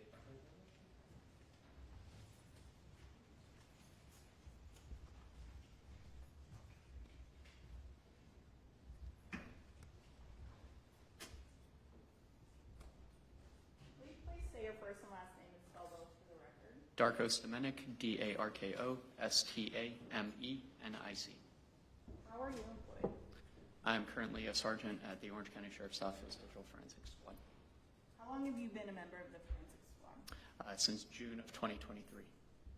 What type of training have you undergone to perform some of your duties in the forensic team? So going back to college at the University of Central Florida, I minored in IT. After that, I went to Cellbrite School, where I became a Cellbrite certified operator as well as Cellbrite certified physical analyst. Those are two certifications that we have to use some of the tools that we use. And then I also went to the International Association of Computer Investigative Specialists, where I obtained my certified computer forensic examiner certification as well. Did you download any phones as part of the investigation into the disappearance of Madeline Soto? Yes, I did. Did you first download a phone that belonged to Madeline Soto? Yes. When did you begin that cell phone download? It was shortly after 2 p.m. on February 27th. Do you recall about what time that download was completed and viewable? I believe around 5 o'clock in the afternoon. That's a couple hours. A couple hours, right? Okay. So, can you explain how an extraction is done with the equipment that you used in this particular case? Yes, so we have a tool that we use to extract the data. So we connect the phone to a tool. The tool's able to extract the data, bypass any whatever passwords there are on the phone, if there are any. Extract the data from the phone. Then we take that data and we have another tool that parses that data, basically makes it readable by a human.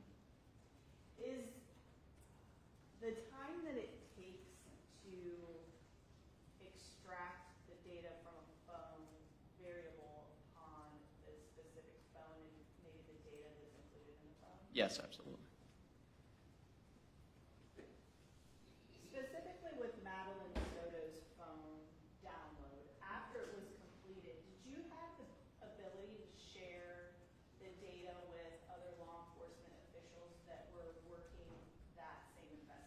Yes, I did. How did you do that? So we have a tool where we're able to upload that data that we extracted, and we're able to share it in the cloud to detectives, so detectives out in the field can view it. Did you do that with Madeline Soto's cell phone the same day that Yes. you covered the data? Yes, I did. Did you also complete the cell phone download for the defendant, Mr. Sterns' phone in this case? Yes, I did. Do you recall when you received Mr. Sterns' cell phone? Yes, so shortly before 3 a.m. on February 28th. Did you wait at Orange County Sheriff's Office Central Communications Building? I did, yes. So you waited for Detective Acosta to come from Kissimmee? Correct. What did you do upon receipt of the phone? I began extracting the phone, and then I went home. Sorry to interrupt. 2:28 at 3 a.m. Yes.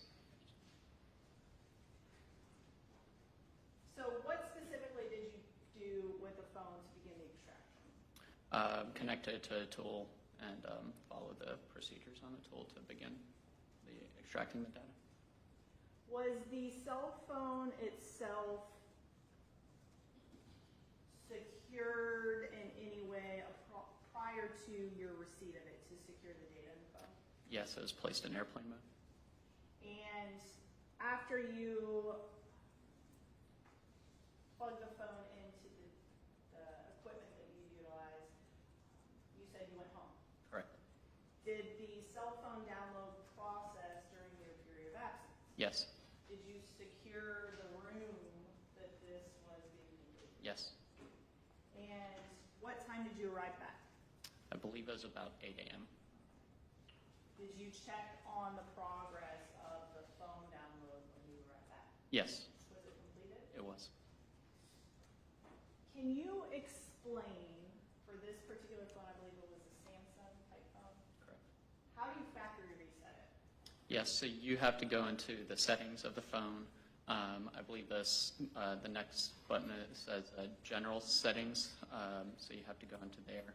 Once you go into there, you have to scroll to a button that says factory reset.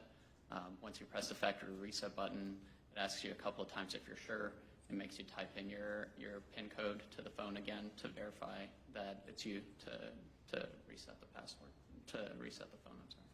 So it's multiple steps to actually accomplish a factory reset. It is, yes. Is this possible to do if you're simply updating the operating system on that particular phone? No, the button to update is in a completely different part of the settings. When this specific phone is factory reset and the user goes back on to, again, utilize the phone, is there any information that is populated on the phone from prior uses? Yes, so when you're resetting the phone, it asks you to log back into your Google account, and then information that you have backed up on Google will repopulate onto the phone.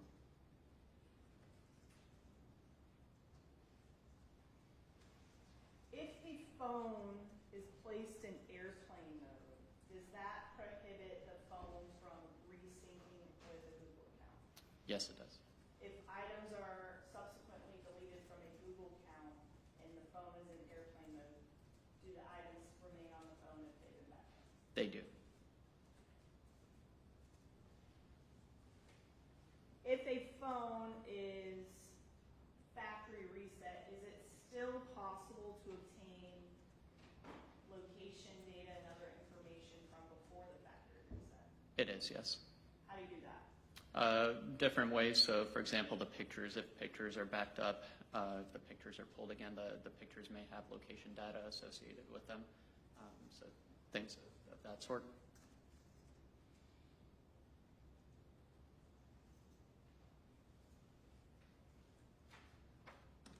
It has no further questions. Thank you.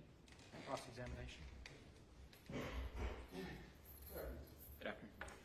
So, you're in charge of doing the forensic downloads of the phone? Correct. Okay. And when you're doing those forensic downloads, you said that there's a tool that you plug the phone into to fully download the phone, right? Correct. So So it's not just downloading the information that's immediately accessible to the user, it's downloading everything, right? Correct. When it's doing that download, does it do a bit-by-bit copy of the entirety of that drive? No, it depends on the phone. Okay. And with this particular phone, did it? This particular phone, it did a full file system extraction, so it's not a bit-by-bit copy.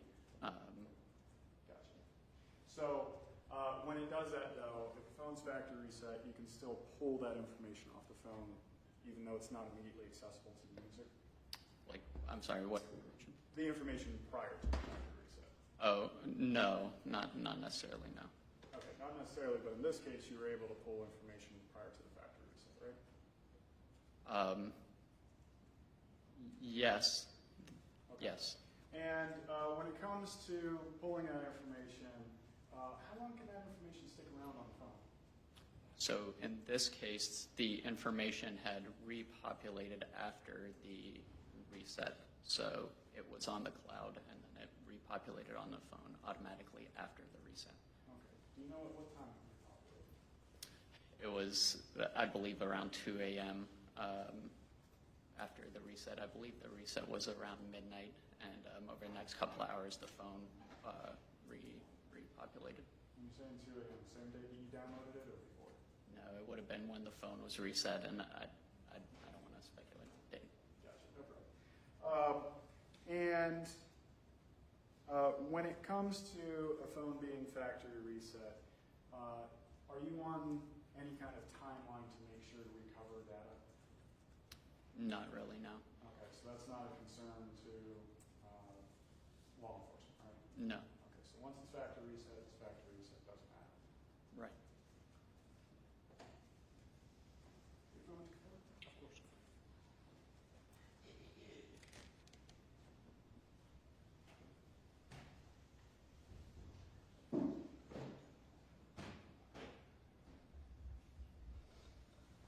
When you did the download of this phone, did anybody give you a warrant alongside the phone? No. No further questions. Redirect? No. Witness, step down. Yes, sir. Sergeant Stanek, excuse me. Yes, sir. Okay, sir. Yeah. We're going to take a 5-minute recess. This court is in a 5-minute recess.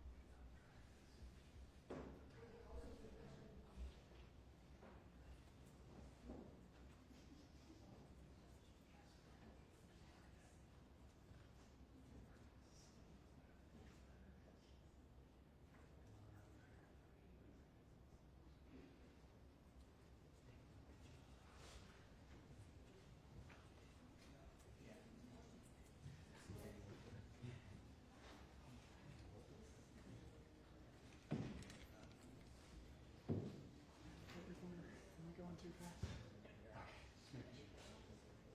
know sometimes I can get on a roll. A little bit. Just making sure.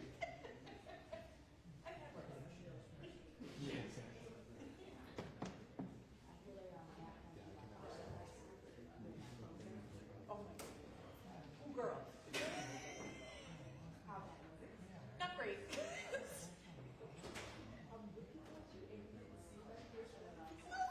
fake it. I fake it. Next time I might give you like a little. Yes.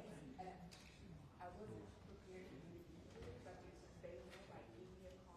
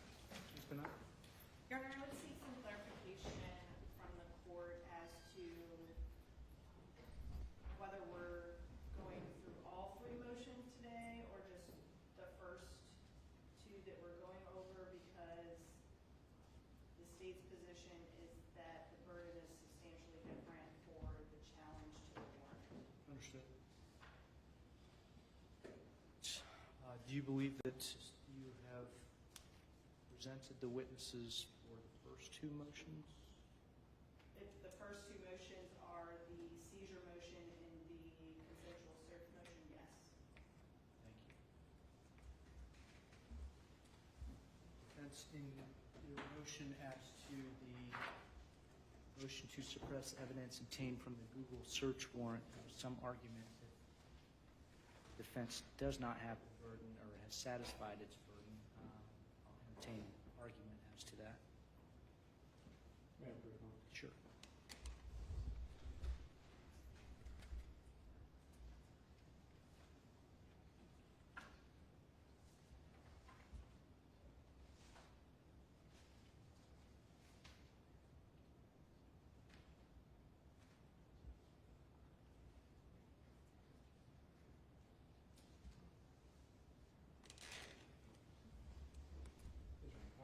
When it comes to the burden for attacking the warrant itself, the primary basis for the state's argument is on four corners of the warrant affidavit.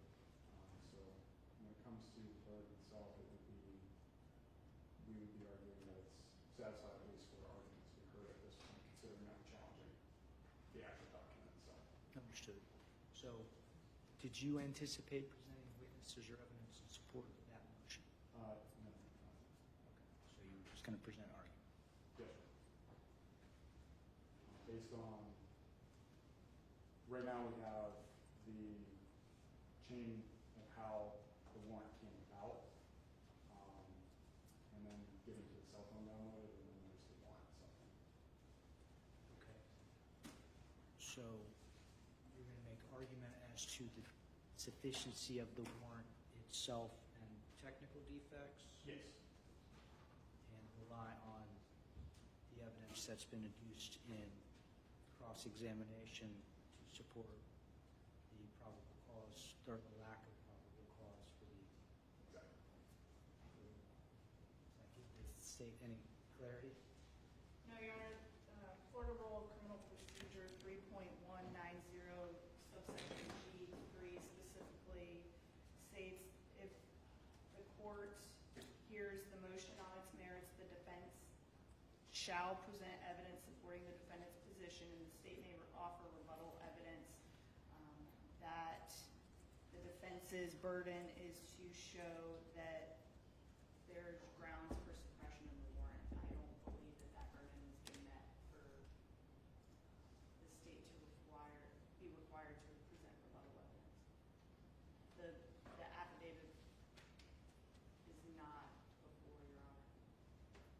Understood. All right, so as to sufficiency of the warrant, what evidence does the court have to make some determinations as to the sufficiency of the warrant? Talking about the technical defects that are alleged in the motion. Yes, Your Honor. At this point, it's actually part of the court file, so we'd be asking not to take judicial notice of the search warrant. It's not part of the court file. Search warrants are not part of the court file. Absent some affirmative presentation of evidence regarding the argument that there is some kind of technical deficiency that makes the search warrant of the Google activity unlawful, it's going to be hard for us to make a determination as to that. Let me ask the state. Are you requiring the defense to recall the witnesses that have just testified, or if they can find their argument to information that was elicited either in direct on cross, does that satisfy their burden, or shall we go through that entire exercise again? Can I have a vote? Sure.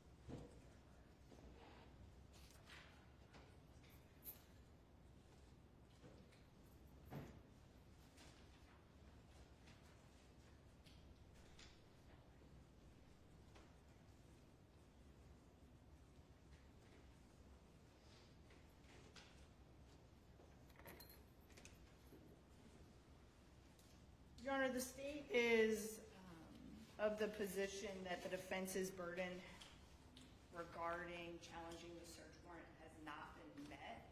The state's not going to require the defense to recall the witnesses that have previously testified. However, there is no information before the court about the Google search warrant at this point. So the state's position is that they have not met their burden pursuant to the Florida Rules of Criminal Procedure to shift, to require the state to present rebuttal evidence at this point.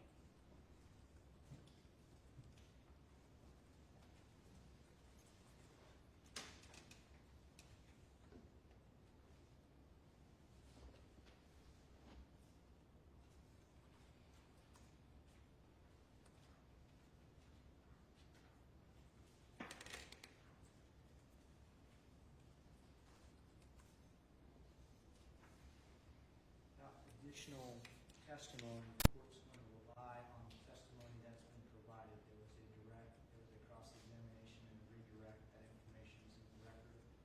Defense can make argument that satisfies their burden or not. Is the state anticipating presenting additional evidence? The state has an additional witness should the court find that the defense has met their burden to challenge the warrant.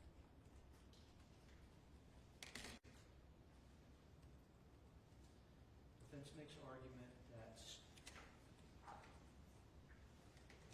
the Google warrant relied on illegally obtained evidence and that there was no attenuation or intervening circumstances that first obtained.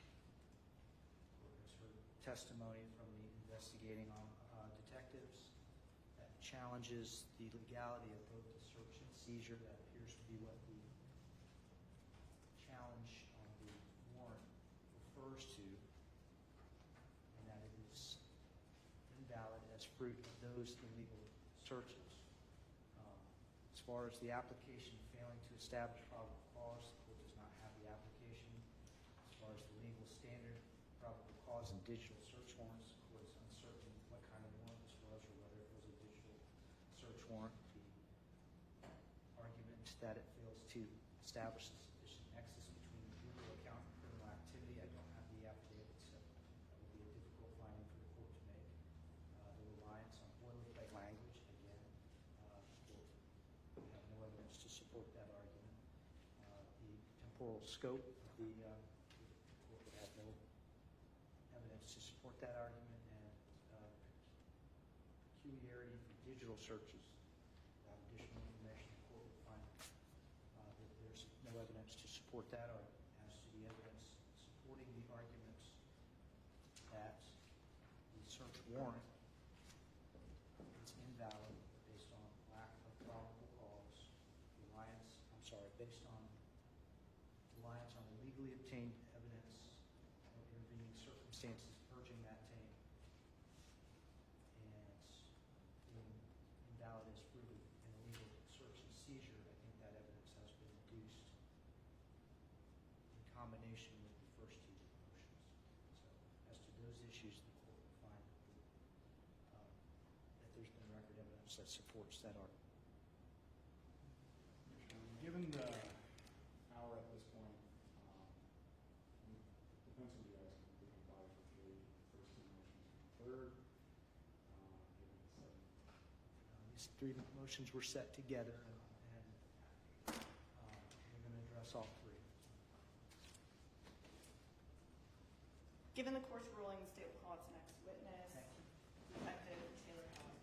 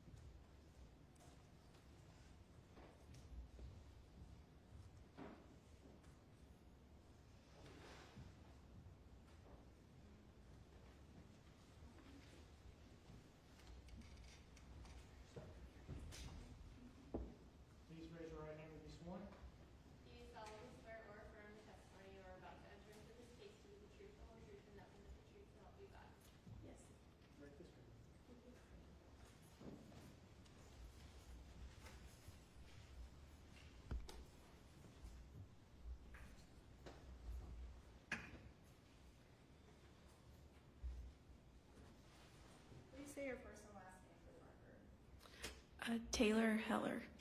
Can you spell both for the record? First name is Taylor. Last name is Heller. How are you employed? With the Orange County Sheriff's Office as a deputy. Were you employed with the Orange County Sheriff's Office on February 28th of 2024? Yes. Can I approach a witness with both the marked state C for identification?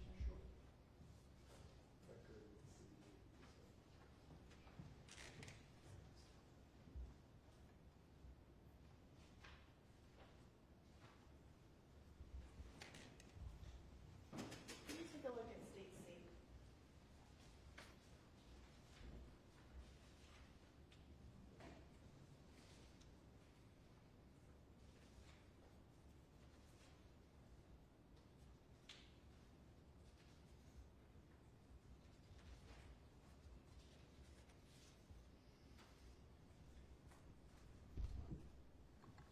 Did you draft the affidavit for search warrant encompassed in states C in relation to the Madeline Soto investigation?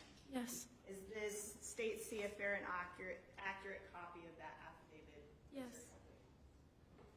Your Honor, at this time, the state C is introducing the evidence with the marked state C, and the evidence is the state's next number date. No objection. No further questions. Thank you. Cross-examination. Thank you. Detective Heller, step down. Yes, Your Honor. Is she excused? Thank you.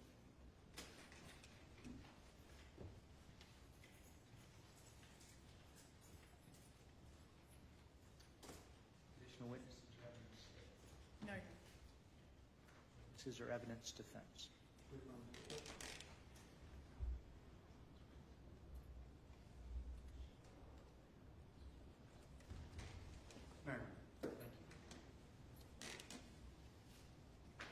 Parties need a moment to gather their thoughts for arguments, or are we ready to go?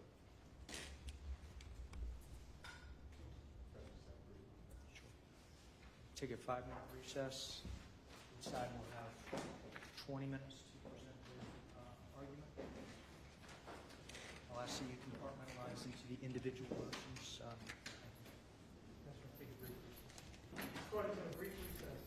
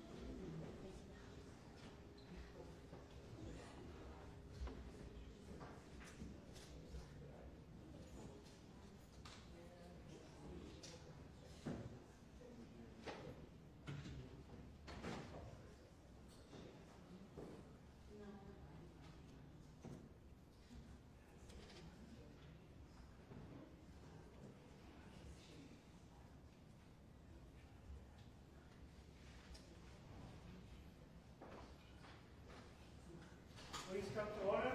Serving for the side session. Now we'll keep parking to the back. Defense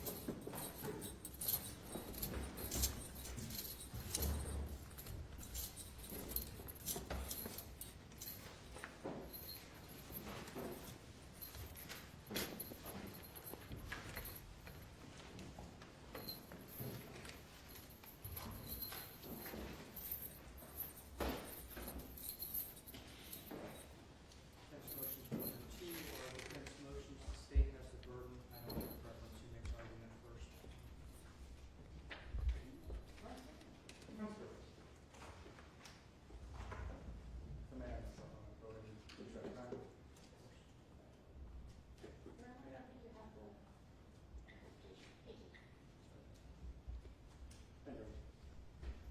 This time defense is moving to suppress the evidence obtained by way of the Google extraction and the entirety of the data that was elicited from Google that was sought by a warrant. Defense is also seeking to suppress the actual cell phone itself and the data contained therein. For the first two arguments as to the unlawful search and seizure of the cell phone, defendant is relying on the United States Constitution, Fourth Amendment, as well as the Florida Constitution, Article 1, Section 12, specifically that as we go through this is all kind of intermixed between the three motions, but looking to the first motion as to the seizure of the cell phone, at this point, now that the burden has shifted, the state bears the burden to prove an exception to the warrant requirement in order to seize the personal property of Stephan Sterns. As to the seizure, defense would argue that no consent was either sought nor given for the seizure of the cell phone, as well as the fact that there is no exigent circumstances that would create this to be a constitutional seizure. As to Detective Tagler, the exact evidence that was elicited was that the detective had informed Mr. Sterns unilaterally that she was going to hold on to a cell phone. This was a declarative statement, not a request, and there was no opportunity to refuse the turning over of the cell phone at that point. Detective Tagler had the cell phone in hand, was clearly exercising dominion and control over the cell phone, and told the defendant straight up that it didn't matter that he wanted to get in touch with his parents or to continue getting in touch with his parents as the night went on, and simply dismissed Mr. Sterns' concerns and unilaterally seized the phone. The seizure of the phone itself occurred at approximately 8 o'clock at night. I believe it was 1959 hours on February 27th. And as of the morning of February 28th, the phone was still in law enforcement's possession. As it was taken to digital forensics at the the Orange County Sheriff's Office, the phone was still in law enforcement possession, which we start getting to a point where we're looking at several hours worth of seizure. The state, or the defense, in its motion to suppress based on the unlawful seizure of the cell phone, had cited to United States v. Place, where the seizure of personal property in that case was found to be unreasonable for a time span when this personal property was held for 90 minutes. We're well beyond 90 minutes at this point, and there was no attempt to minimize the intrusion of the seizure of the cell phone. Looking to the state's response, I understand that the state is going to be arguing exigent circumstances, but there was critical testimony elicited from the digital forensics examination witness who stated that once a factory reset occurred, to law enforcement, there was no hope of getting anything after that. During the first interview before the cell phone was seized, law enforcement knew that the cell phone had been factory reset. They dug through his cell phone and they confirmed that it was factory reset. At that point, no exigent circumstance existed as to imminent destruction of evidence, because at this point, essentially, Your Honor, it was destroyed in law enforcement's eyes. The gentleman testified the fact that there's no time span or immediacy when it comes to learning that the evidence could have potentially been destroyed when it comes to a factory reset. Additionally, the timeline itself of law enforcement's involvement in this case entirely negates the urgency element for the imminent destruction of evidence. From the time that the missing report came in to the time of the seizure of the cell phone itself, it was approximately 20 hours had elapsed. There was no immediate action taken to collect this cell phone, and this lack of immediacy completely contradicts the claimed imminent threat by the state. Additionally, when it comes to the seizure of the phone, there was no warrant ever sought. There's no warrant that was presented. This was, again, unilateral action, even though there's been an emergency judge ready to go on duty since the 80s in the 9th Judicial Circuit, both for Orange and Osceola counties, for law enforcement to seek a warrant, and yet they chose not to. When it comes to any other potential claimed exceptions, such as the emergency aid exception, it was clear from the detectives that looking through the phone, the seizure of the phone, this was in order to further investigatory purposes. This was not a situation where they were seeking to render any emergency aid. The community caretaking exception to the warrant requirement absolutely doesn't come into play. The phone posed no danger. There was no community protection purpose. This was purely an investigative seizure. As to the attenuation for this warrant, or for the seizure, there is no attenuation from the moment that Detective Tagler took possession of that phone, handed it off to Detective Acosta, and then handed it off to the Osceola, or the Orange County Sheriff's Office, I apologize. There were no intervening circumstances, and this was one continuous chain of possession by law enforcement. So, essentially, the seizure, Your Honor, there's no warrant that's been sought, there's no exigent circumstance that allows law enforcement to collect this beyond the mere claim that they could just unilaterally take it. So for the seizure itself, we would argue that that's support. Thank you. State, would you like to reply on a motion-by-motion basis? That'd be helpful. In the meantime, I know the defense cited some of the case law from their motion. I did have the opportunity to review most of the case law. There is one case that I had difficulty finding, so if the defense has a correct site or a copy of the case, I would appreciate it. I could not find Appellate versus State, the site that you cite. I could not locate. It's on page 7 of your seizure motion. As far as the defense's argument, the defense relies on place, and place is actually distinguishable. Your Honor, I did provide a court exhibit A. I also have a flash drive. I prepared all of the state's case law from the motion, and I put it on a USB organized by motion so that it was easier to be accessible rather than providing a bunch of paper copies. The state's relying on all the case law presented in the motion, and I made it a court exhibit so that it's in the record for appellate purposes. The first thing that we need to do, Your Honor, is decide whether or not, or what type of seizure this was. I would agree with defense that this was a warrantless seizure of the defendant's cell phone. A warrantless seizure of the defendant's cell phone is permissible when you have probable cause plus a warrant exception. In this case, the state's relying on exigent circumstances. The probable cause, there's numerous case law that defines probable cause. The court's well aware of the case law defining probable cause and what it is. Exigent circumstances, there's also a lot of case law regarding exigent circumstances. The specific cases that the state is relying on are U.S. v. Babcock, State v. Darter. The state has to show for exigent circumstances. The test that's used is an objective one. The factual inquiry is the totality of the circumstances.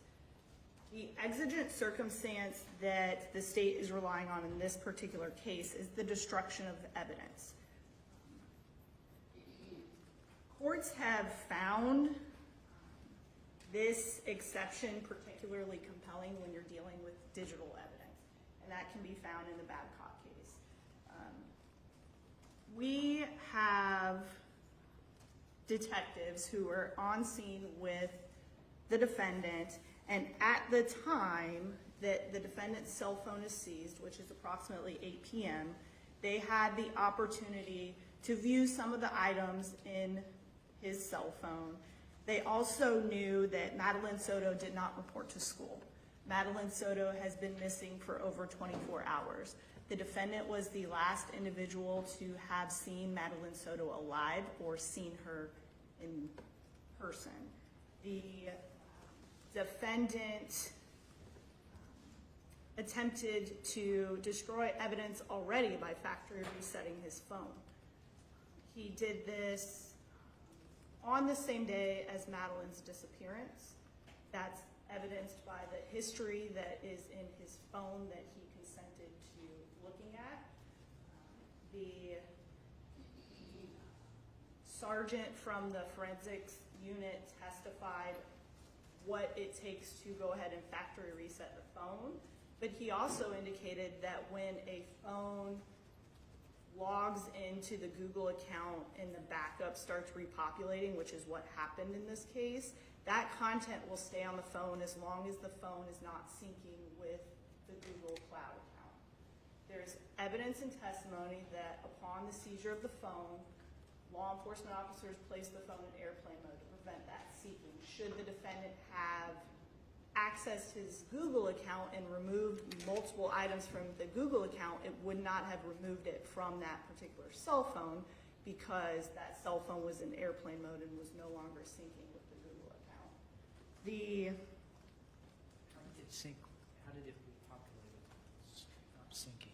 When the phone was factory reset and that information corresponding with that Google Cloud account was input upon the starting up of the phone, everything that was backed up on the Google account from that phone began populating on the phone. And that's the 2 a.m. population that Sergeant Staminik mentioned that occurred the early morning hours of February 27th. So prior to these interviews, all of those photos and everything else began to populate on that phone that was in his backup. So when law enforcement saw that there were various items missing and the defendant had already tried to destroy the evidence, It was at that point that they seized the phone, placed it in airplane mode to prevent further destruction of evidence. There was also testimony that even though the defendant factory reset the phone, there was still a possibility through different avenues to ascertain that cell phone's location information and different things. So at that point in time, there was a fear that was objectively reasonable to a reasonable law enforcement officer that would lead that officer to believe that the evidence might be destroyed before a warrant could be secured. That is the standard. Probable cause plus exigency. Everything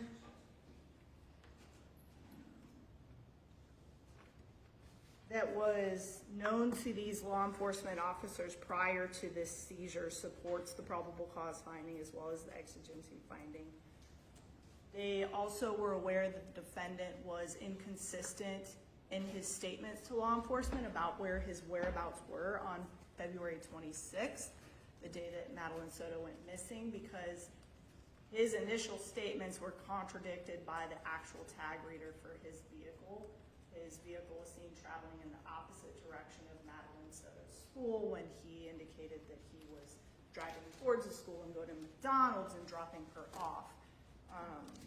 There were other inconsistencies that are within those statements that he made, specifically the ones that were provided to the court and are entered into exhibits in this particular hearing. There are multiple inconsistencies. All of these things lead to probable cause and exigent circumstances for the seizure of that phone. Therefore, the seizure was permitted by the Fourth Amendment in this case, regardless of whether the defendant said, yeah, go ahead and take my phone. The law enforcement officers had the ability to do that. The defense also mentioned place. That case is distinguishable because in that initial detention, that 90-minute detention that they're talking about in there was based upon reasonable suspicion alone. That court then later says that once that dog sniff was done on the luggage and they developed probable cause, that's where they get the 90 minutes from the time that the luggage is detained until they've secured probable cause. That's not the standard here because the state's relying on the probable cause plus the exigency to support the seizure. So the place case is actually inapplicable to this case as far as the defense's attempt to have the reasoning support their argument. Thank you. Brief rebuttal, and then let's move on. Briefly, while the state argues that there's the two-prong analysis as to probable cause and the exigency, again, when it comes to the exigency, the direct testimony that was listed during the hearing is that to law enforcement, there is no exigency at the point that the phone is known to have been factory reset, that there is no imminent destruction of evidence because there's no further destruction of evidence. It's already been destroyed. So while we can speculate and guess as to what Tagler and Acosta, the detectives on scene, were thinking as to seizing the phone, what we know for a fact from the Orange County Sheriff's Office is that they know that once a phone's factory reset, it's gone. There's no more imminent destruction. So for the exigency element, I would argue that makes sense. Moving on to the second motion, if your arm's ready.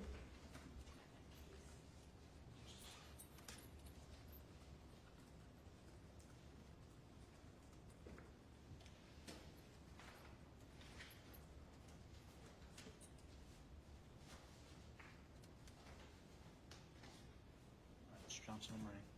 Yes, sir. As to the motion to suppress the unlawful search of the cell phone, again, the burden is flipped to the state.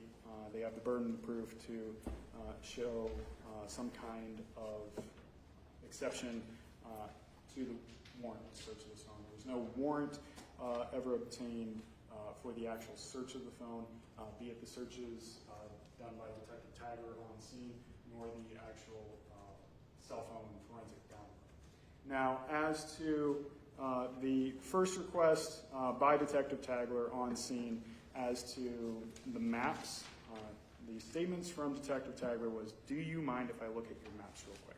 At that point, the defendant, Mr. Sterns, had indicated, "Yeah, that's fine." When we look to consent, scope of consent is an essential element when looking to the validity of law enforcement's actions. At this point, there was limited consent to look only to the maps application only, not consent to search the entire phone. As to the second request, as to when Detective Tagler asked, "Do you mind if I just take a picture of your history?" And Mr. Sterns replied, "Yeah, that's fine." Again, this was limited only to taking a photograph of what was already visible on screen, not consent to navigate through the rest of the phone, through additional screens, not consent to access other applications. To the third request from Detective Tagler, if I can go into your settings real quick. I just want to see if you're logged onto your Google. Again, at this point, after pressing Mr. Sterns agrees, but again, this is, limited consent as to merely looking at the settings screen to determine if he's logged into Google. At no point did any of the detectives or any member of law enforcement seek consent from Mr. Sterns to go through the rest of his cell phone, which then we can see Detective Tagler's overstepping the scope of consent when she later indicates, "I was checking your call history. I noticed that you don't have anything before this morning." But when questioned, and as evidenced in the recordings that Your Honor has, there was never any consent sought or given as to checking the search of the call history in this case. So that is completely outside the scope of the searching of the maps, the history photo, or the Google login check. Additionally, when we're looking to consent as to Detective Tagler's request to do an entire forensic download of the phone, this is where defense relies on the Ramirez factors. When looking to the Ramirez factors, the defense looks to Mr. Sterns' freedom to leave. While the state is going to argue that he was free to leave, and the detectives stated that he was free to leave, no statement was ever made to Mr. Sterns that he was able to leave the scene at any time. Instead, what happened is that... Is that required, or is that a factor to be considered? It's a factor to be considered. And when considering that factor, we're also looking to what a reasonable person would feel in that situation. So at this point, Mr. Sterns is being corralled by two detectives by a vehicle. He's not allowed to go back inside of his home. He's not allowed to go inside of his own car. When it comes to the apartment complex, there's law enforcement all around. There's law enforcement at the entrance regulating who's coming and going outside of the apartment complex. It's clear that law enforcement essentially has the scene locked down.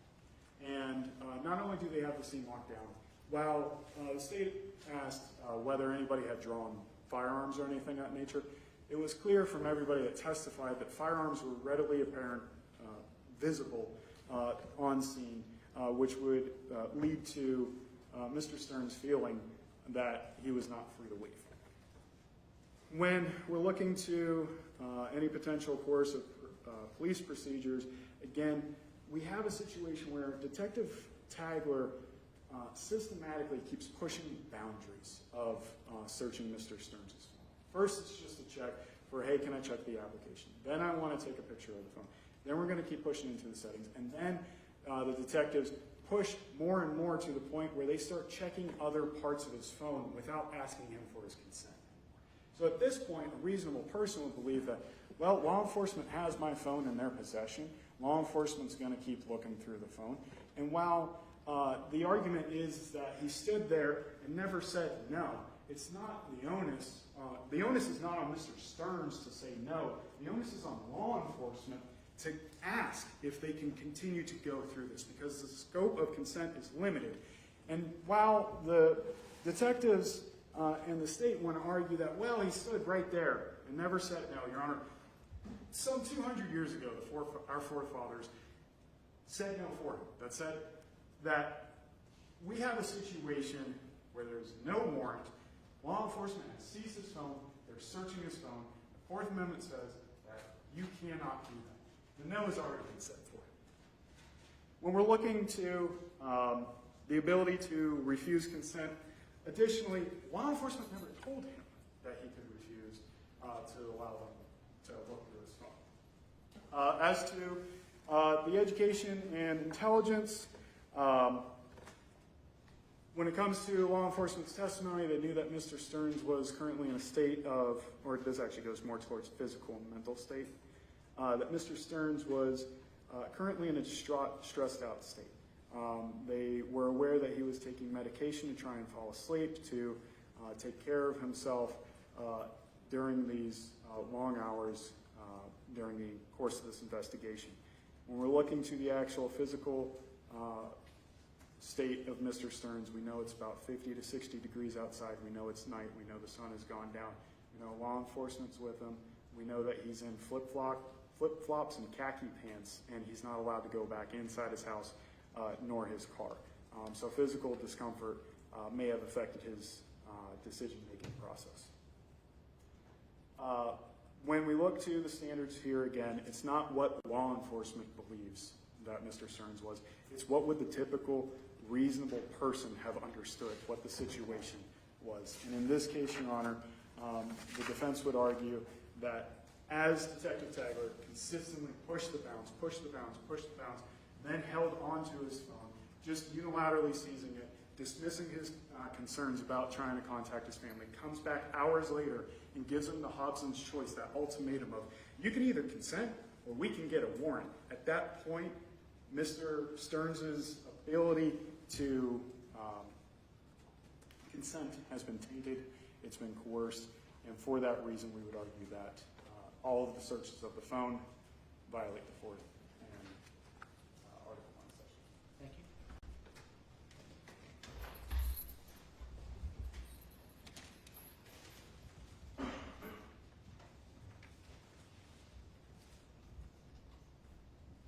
Ready? Your Honor, the defense is not arguing that the defendant did not consent to law enforcement looking at his phone. Some of the things that I think are important to point out to the court is that the defendant in this case was free to leave. Both law enforcement officers that were interacting with him were in an open parking lot where he was free to move about. He was in and out of Ms. Soto's vehicle. There was no testimony before, Your Honor, that there was any threats or prohibiting of his movements. The defense argued that Detective Tagler consistently pushed the boundaries. However, Detective Tagler did not push the boundaries of consent in this case.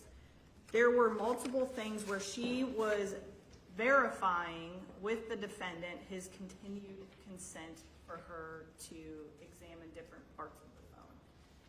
The defendant was in possession of his cell phone, unlocked it, and provided it to Detective Tagler. The defendant did not try and retain control over the phone. The defendant did not try and take the phone back from Detective Tagler. The defendant did not try to himself show her various portions of the phone. There was no attempt by the defendant to limit the consent in any way. The scope of the consent is measured by objective reasonableness. What would a reasonable person have understood to be the object of the search during the exchange between that person and law enforcement? You have Detective Tagler, after speaking with the defendant and him being inconsistent about timings and locations, she asks him, do you mind if I look at your maps real quick? The defendant confirms. It's at this point he unlocks his phone and hands it to Detective Tagler.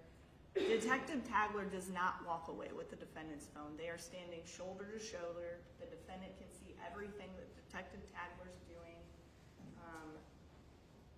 Detective Tagler then says, "Do you mind if I just take a picture of your history?" To which the defendant responds, "That's fine." There is no attempt to limit the type of history that Detective Tagler is going to look into. There is, this conversation happens, the detective is looking at the defendant's phone. Subsequently, the detective looks at the defendant's call history. And there's actually a conversation with the defendant about how Detective Tagler doesn't know how to use the defendant's specific phone. She also asked to go in the settings, and in the audio recording, there is actually a substantial pause before she's finds where the settings are.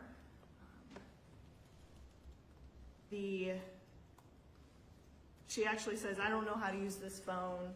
Sorry, I didn't mean to interrupt," as he's having a conversation with Detective Acosta as well. There is no time during that encounter that the defendant attempts to withdraw his consent or limit his consent in any way. The defendant does receive the cell phone back from Detective Tagler. There is a portion in the interview where she does say, "Here you go," to which the defendant responds, "Thanks."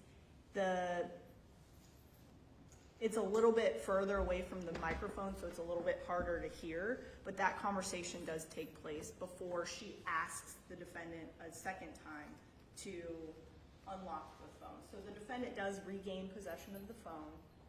Then she asks to unlock the phone a second time after she steps away. The defendant does so. Again, does not limit the consent in any way. There's actually no conversation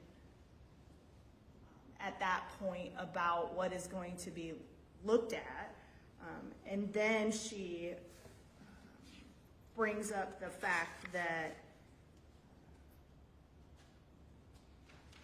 his call history is not there. Is this information that she had prior to giving the phone back? Correct? She says, "I was checking your call history." I am unclear at what point she looked at it. I believe it's around this encounter, but it could have been before. My position, the state's position, is it's during this time frame where she's asking. The argument of the state was that she asked to take a picture of the history, looks at the call history. She takes because it's what a reasonable person would understand the interaction is going to be. My position is that she uses general term history, and then she eventually goes into the call history. Is that in the first time she's got possession? That's in the first time that she has possession of the phone. Yes. At what point in that sequence is the exigency argument, is the state's position that the detective becomes aware of an exigency of the destruction? It's the second time he hands her the phone. Because she asks him to unlock the phone. They have a conversation. She brings up the call log. She said, I also noticed, I was checking your call history. I noticed that you didn't have anything before this morning. Is that unusual on your phone? And that's when the discussion about the Factory reset occurs. Yes. It's the state's position that on that discussion, that provides the basis for the state's exigency circumstance. Yes, coupled with everything else that law enforcement knew, yes. Probable cause. Yes, yes. Sorry, I didn't mean to. Mr. Rector. So it's at that point that there's a seizure. There's some other information that's ascertained by law enforcement, and then they do a second interview with Mr. Sterns. The second interview begins at 12:16 a.m. and almost immediately jumps into addressing consent to forensically download the phone. It's not very long after their initial introductions on the audio recording. She says, I told you I was going to hold on to the phone. we would like to download your phone. Is this something that I have your consent to do, or do I need to get a search warrant for your phone? The state's position is the way that that statement is phrased, it is clear to a reasonable person that the defendant had the opportunity to refuse to consent, because either the defendant can consent. If the defendant does not consent, law enforcement ultimately would seek a search warrant. The defense wants to call that an ultimatum. The state's position is that it is advising the defendant very clearly that he has the ability to object or not allow consent for the forensic download. There's no question that law enforcement was seeking a complete download and to go through the entirety of the phone by the way that that conversation is had. Because he ultimately answers that question affirmatively, and then she follows up, "You're okay with us going through your phone?" To which the defendant responds yes, and then he ultimately provides his passcode to the cell phone. Based upon all of the totality of the circumstances and all of the information that law enforcement had and the lack of coercion by law enforcement towards, in fact, the defendant was actually free to leave and did leave the apartment complex after this second interview. He wasn't allowed to leave in his vehicle because his vehicle was seized, but he and Jennifer Soto left in Jennifer Soto's vehicle. That goes to any coercive nature argued by the defense. The state also relies on the same factors as permitted by case law. Whether or not the defendant was free to leave, whether there was any coercive police procedure, the extent of the defendant's cooperation or his awareness of the right to refuse, whether the defendant could have refused, defendant's education and intelligence, and the defendant's... I think as fast as I type, so let's, I was with you up to extent of cooperation. Or his awareness of his right to refuse, whether the defendant could have refused consent, the defendant's education and intelligence, and the defendant's belief that no incriminating evidence would be found. All of these factors should be considered by the court in determining the defendant's voluntariness of consent. So the state has to show that the consent was voluntary by clear and convincing evidence, and the consent has to be freely and voluntarily given. That is the standard. There was some case law that distinguishes it from a formal waiver of Miranda and things like that, other constitutional rights. The standard for consent is whether it was freely and voluntarily. So these factors that we just discussed go to the voluntariness of consent. So for the consent that occurs on February 27th, so that first interview where they're actually looking through the phone, the state's position is that consent was valid. The defendant unlocked his phone twice and handed it to Detective Tagler twice.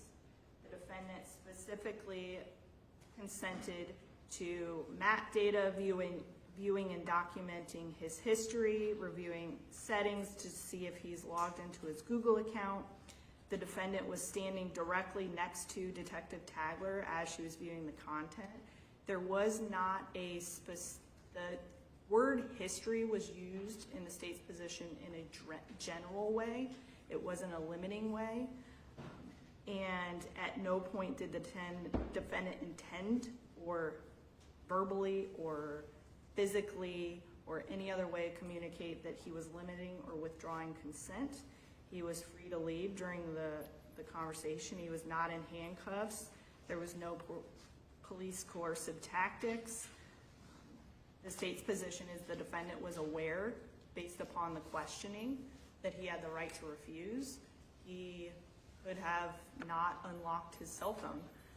He could have said no. There was a lot of testimony that he was free to leave and he could not have consented. They're not in a confined space, and the biggest one is the defendant thought he destroyed all of the evidence. The defendant factory reset his phone twice on the date of Madeline Soto's disappearance, and the reason why he consented is he believed that everything was gone. So the state's position is that the consensual searches that were conducted in this case were valid and permissible under the Fourth Amendment. Thank you. Brief rebuttal. As to the state's argument that looking to Mr. Sterns' belief that he was free to leave, again, this isn't on law enforcement's observations. It's based on what a reasonable person would believe in that situation. Here, while we don't have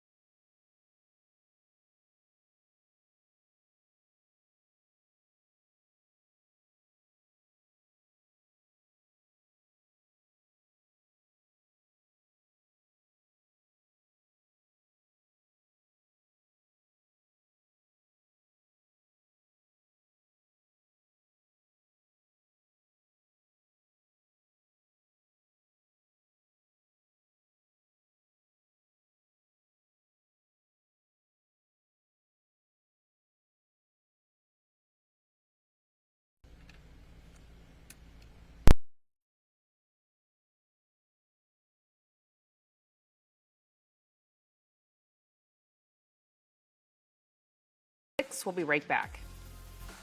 I'm just